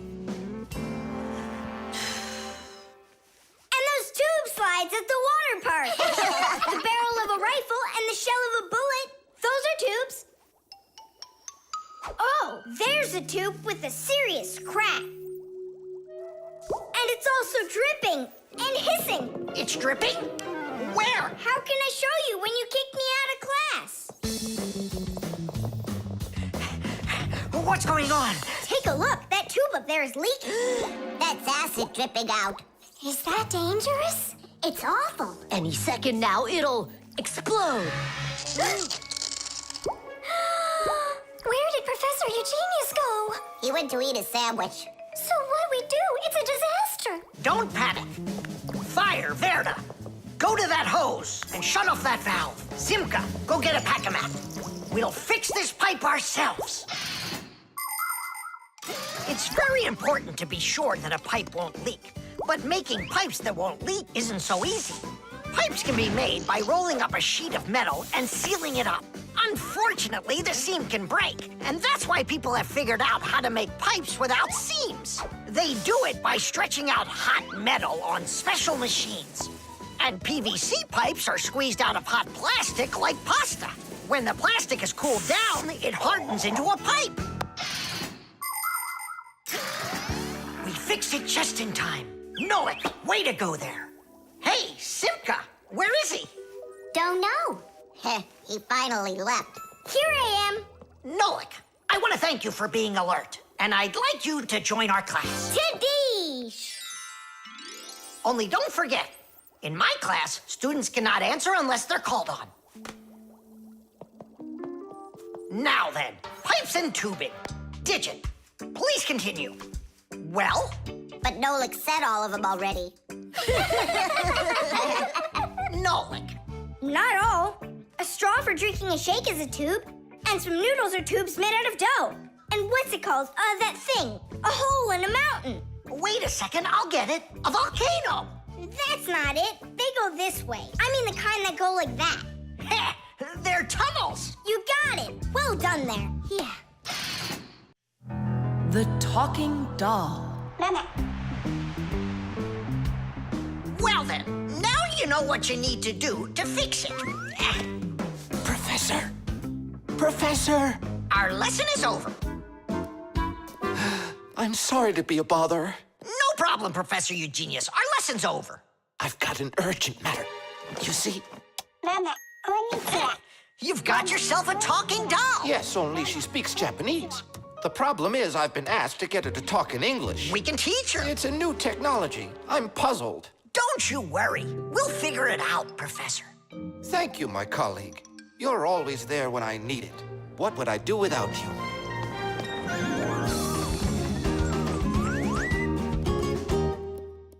Professor, can you tell us how toys talk? Not now, children. We'll learn about the doll tomorrow. Now it's time to go home.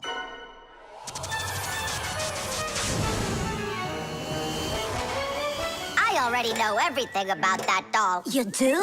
Changing her voice is so easy that anyone can do it. How? Here, come, I'll show you.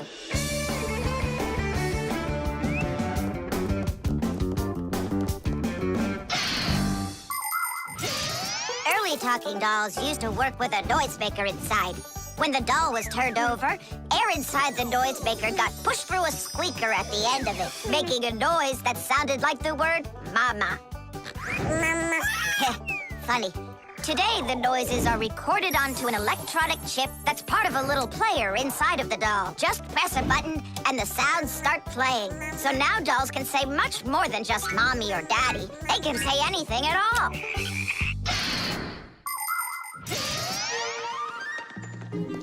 Well, here's the chip. This is where the recording of the doll's voice is. That's awesome. Can you re-record the voice on there? Well, yeah. Okay, I gotta go. See ya. Wait, Nolik, I thought of a really funny joke to pull. What if we slipped them and then we do something?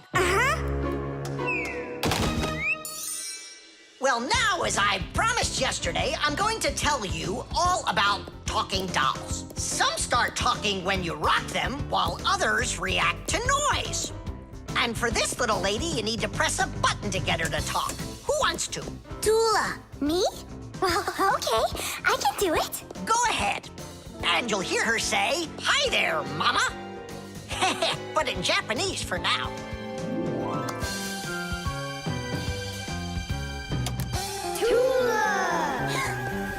Toola.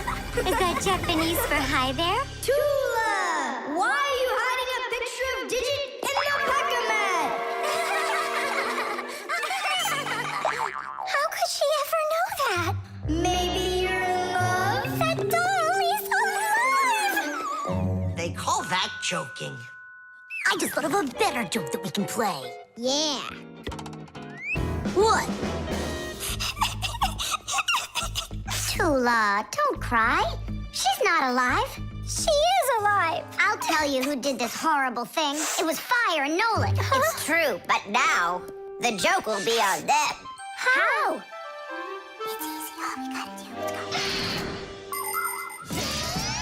The smartest Fixie in our class is Digit. Sometimes I think that he knows everything about everything. Professor Grandpus has a lot of respect for him. Digit's always in thought whenever you see him, and he doesn't like when anyone distracts him. He just has no time for fooling around with the other boys. Digit prefers to solve problems using his brains and not his muscles. That's why he can have a tough time in gym class. But he's so sweet that it makes you want to help him. To tell you the truth, Digit isn't always great fixing things with his own hands. But no one understands technology better than he does. If something breaks, Digit can always figure out exactly what's wrong with it and the very best way to fix it.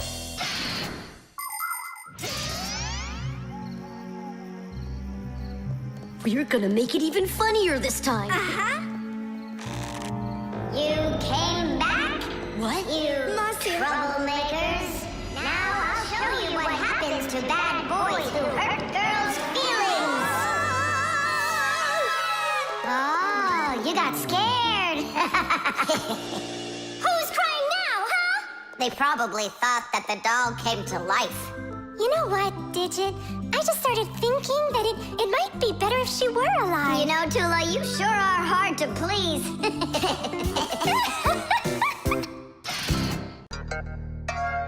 The Pack-A-Mat.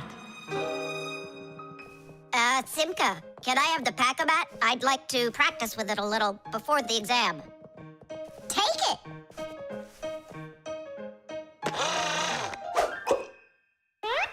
You're really good with that thing. Good. I couldn't be any worse with it. I wanted a vacuum cleaner. Actually, you were pretty close there. He did manage to get the hose at least. This is not at all funny. In order to get a tool out of a Pac-Man, a Fixie must not only press the button on his chest, but he must also clearly picture exactly the tool he needs. By the time they are adults, this is easy for Fixies to do. But while they're children, they must study hard to master this important skill. As Fixies learn about new tools, they take exams to prove they know how they work. And if they pass an exam, the new tool is added to their Pac-A-Mats. And there's no end to what you can find inside. Screwdrivers, hammers, ladders, vacuums, and even soldering irons. But many of the tools that Fixies use look quite different from the ones that humans have. And the reason for this is very simple. It's because Fixies have to fix appliances that are much bigger than they are. I just wish I knew which tool was gonna be on that exam. I got it. You just stay right here. Grandpus. What? On the exam, which tool are you gonna ask about? It's a secret. It's too bad. But I'm sure you can keep a secret, right? Of course. Then I'll tell you. Today's exam is on pliers, you see? You won't tell anyone, will you? Not a chance. I'll never pass it. You will. He's gonna ask about pliers. Huh? How could you know that? It's a secret. Okay, Digit. See if you can get the pliers out of there. A pair of pliers is a great tool indeed. To grab and turn things, it's the tool that you need. Just be careful how you use them, or your fingers you could bruise them. Pliers are a great tool indeed. Just be careful how you use them, or your fingers you could bruise them. Pliers are a great tool indeed. a lot, Nolik. It's not really me you should be thanking. Krampus, thanks a lot. For what? The secret. What secret? About the pliers. Oh, that. You know, I picked a new topic. I decided that a hammer will be the tool. A hammer? Only it's a secret. I remember. The topic got changed. It's a hammer. You sure about that? Totally. All right, I'll try to do it.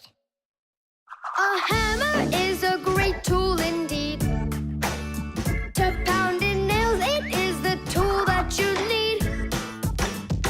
Just be careful how you use it, or your finger you could bruise it. A hammer is a great tool indeed. Super. I'm sure you're gonna pass. That's only if he asks me about a hammer. I'll be right back. Krampus, it's a hammer for sure? Nah. A hammer would be way too easy for those kids. So now it is a drill. A drill? But only... It's a secret! Now I know. There's no doubt about it at all. It's a drill! A drill is such a great tool indeed. To drill a hole, it is the tool that you need. Just be careful how you use it, or your finger you could lose it. A drill is such a great tool indeed. And if it's not a drill? Right! Hammers, wrenches, drills, screwdrivers, vices, mallets, saws, and pliers. All of these are super duper great tools, yes indeed. That's all. That's enough of this. I'll just go and take the exam. Yeah.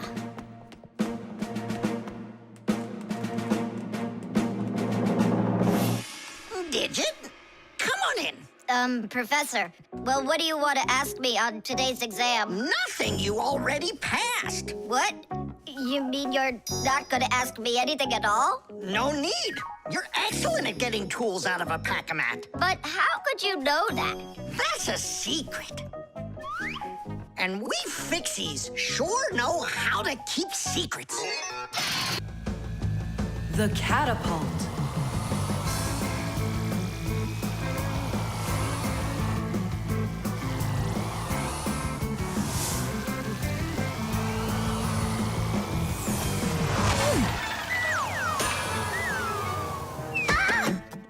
What was that, huh?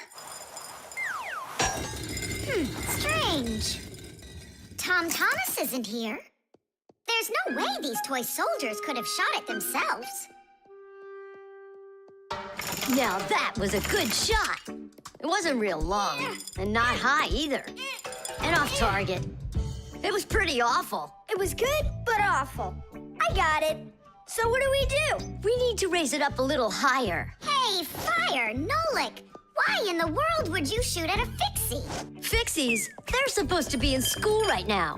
Actually, I'm on my way to school. How about you, Fire? Why aren't you in class? Because there it's totally boring. But here, look at what a cool shooter we found. Ha! What did you call it? You've got no idea what this is. It's called a catapult, guys. A cat with gold eyes?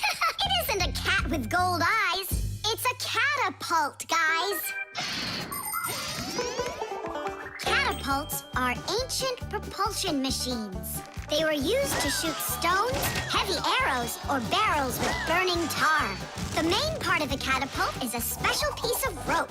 It is twisted very, very tightly like a spring. The rope is then wrapped around a big spoon. And then, if you pull the spoon back, put a stone in it, and let it go, the catapult fires a shot. Ooh, and the stone flies far, far away. Uh-huh. All right, so here we go. Ha! Came up short. What do you mean short? What are you aiming at? You'll see. The spoon needs to go further back. Just a little. Guys, you're gonna break the glass. Nolik, now push. All right. Yes, right on target. Now let's fly out into space. Wait, what space? What kind of flying? Who's gonna fly? I'm gonna fly. Right out the window, right up to the moon. First fixin' onto the world, Nolik. Are you ready for your flight into space? Yes, sir. Nolik, get out of the spoon now. I'll be the first Fixie on the moon. Yeah. Nolik, enough of this. What kind of joke is this? It's not a joke at all. He's gonna fly into space. And how come it's not you? Because he's lighter. Hold on. Humans didn't go straight into space themselves. They sent dogs out there first. Nah, Chewbacca's not gonna fit in here. Simka, why don't you go and let us finish? Fine, I will go. But only after Nolik finds himself a helmet. You're right about that. I'll go find a helmet.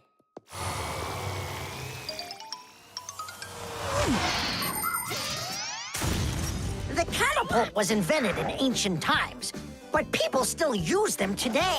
Only now, instead of launching stones, catapults are used to launch jet airplanes. You see, the runway on an aircraft carrier is quite short, so catapults are used to help the planes move fast enough to take off. Catapults can also be used to save the life of a pilot. When an airplane has an accident, a catapult activates in the cabin. The pilot is shot into the sky and comes back to the ground with a parachute. A plain old slingshot is also a kind of catapult. It's just a very little one. But be careful with this toy. It can be dangerous to others and to you too. As for us Fixies, the only time that we use catapults is on a peaceful mission. Habus, hurry! Our Nolik's getting shot to the moon with a catapult. What? And if I meet new Fixies up there, what should I say to them? Hi there. And you can ask them to launch you back. So, Let's do it! Fire! Launch it! Stop! Don't! Simka! Nolik! I'm not getting out!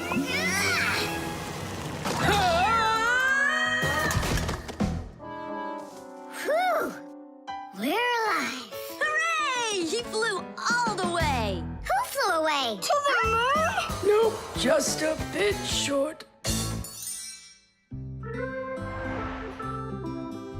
It's not our fault. You're just heavier than Nolik, and that's why you came up short. Papoose, maybe we can try one more time. What? Ugh. The doorbell. Nolik! Nolik, what are you doing here? Just whistling a tune. Are you gonna whistle that tune the whole time Tom Thomas is away? He just left with his parents for a week, and we've got guests coming, remember? What guests? I invited everybody. The class? Yes, class.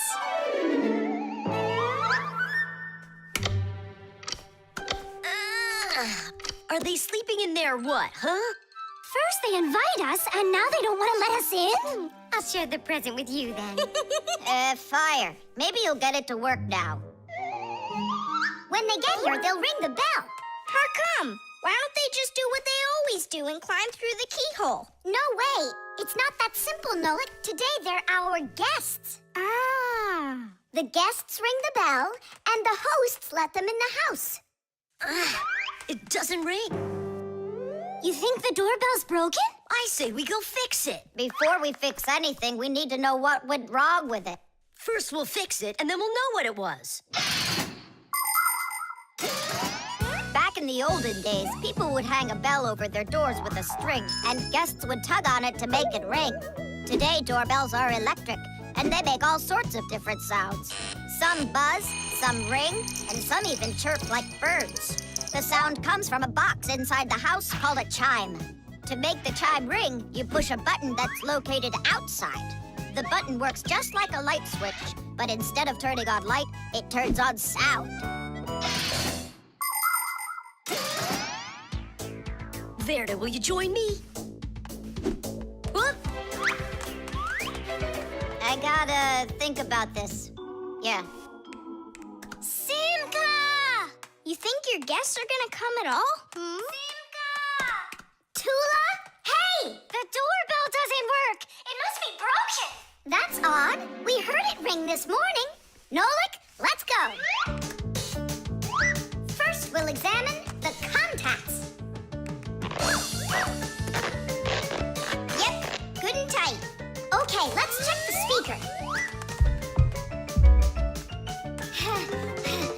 Huh, the speaker's fine. Maybe the electronics are the problem. And what if we disconnect these wires and switch them? What'll that do? We'll know soon enough.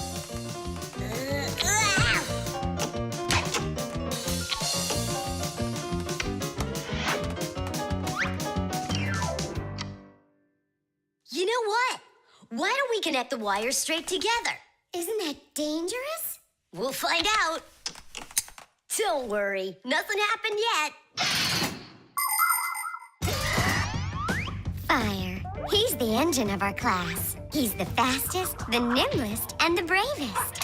Fire never sits still for a second, and he's always looking for adventure. New ideas just burn in his head, and that's why his name is Fire.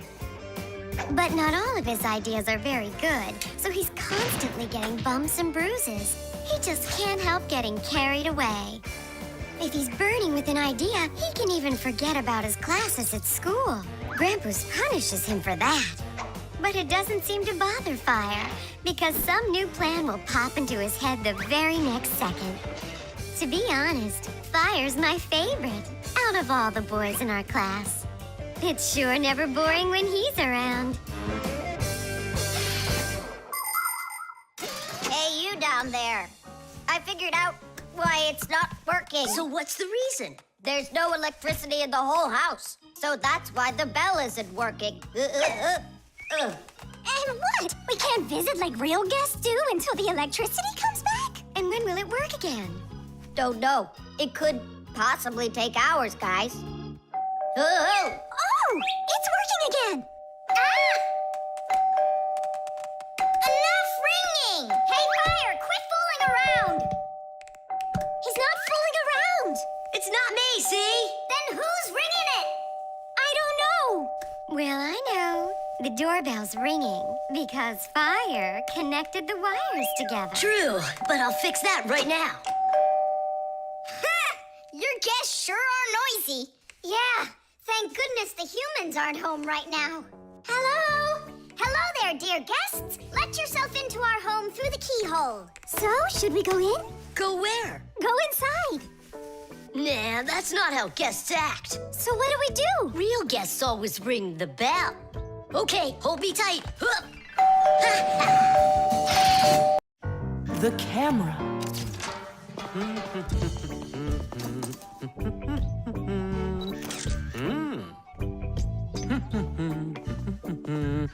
Stop right there and let me see how pretty you look today. Well, just don't tell that to the elevator. Bye-bye. Check it out, Nolik. Class, huh? You're not gonna get in trouble for doing that? No. My dad gave me permission to take a few pictures with this camera. No, I mean the picture. You're sure that your mom and dad will like that you took it without asking for permission? But look, what a good picture. You know what, Tom Thomas? You're like a regular paparazzi or something. Paparazzi? They're the ones that take one photo and get millions, aren't they? You're right. And don't care about anyone except their photo paparazzis. Did you ever wonder how a photo camera works?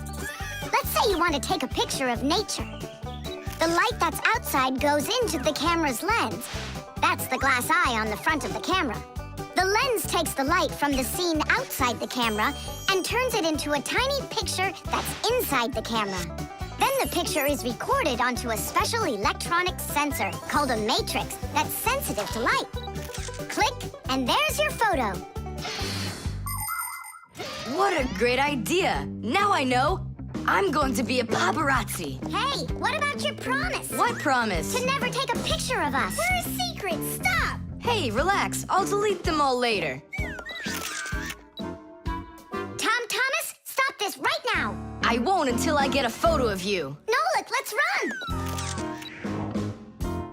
You can't run from me.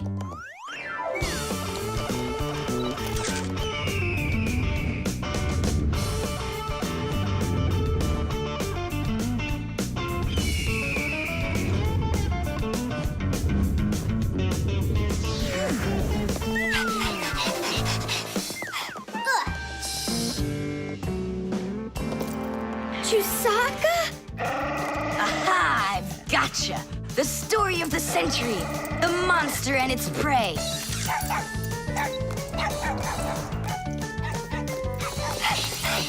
Tom Thomas! Help! No, he won't help, because he's a paparazzi.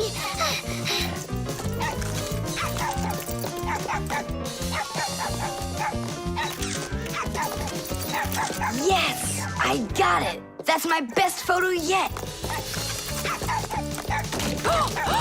What's all this noise about? Awesome shot! The first cameras were invented almost 200 years ago, but they worked very slowly. If you wanted to have your portrait taken, you'd have to sit still for a whole hour. After film was invented, cameras got much faster, and it became possible to take about 10 pictures a minute. On a piece of film, everything appears to be backwards. Black parts of the picture are white, and the white is black.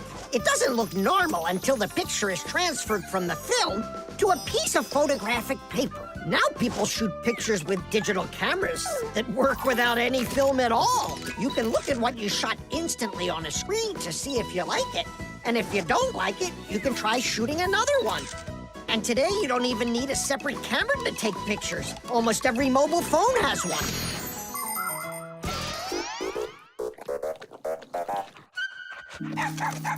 Simka and Nolik, are you in there? Hey, come out. I'll stop shooting photos of you. Aren't we friends? I'm sorry, guys. Well, your friends were almost eaten alive by a dog. Please forgive me. Want to look at the photos I took? Sure, go on, show us what you got. We're not in that shot. We're not there either. Ha! Well done there, paparazzi. Hang on a sec. I still got another one, and you're in it. I know for sure. Look! I'm zooming in. It's impossible. I don't believe it. It's possible. But when did you have time to turn into screws? The same time you were pushing the button. When we're scared, we can change faster than the blink of an eye. You lost. Paparazzi. And what are you gonna do with your millions, Mr. Paparazzi? Would you please stop calling me that? You got it, after every one of those photos is thrown away. All right, I'll delete them. And do I have to delete this one too? No, keep it. It's a great shot. I never even saw you take it.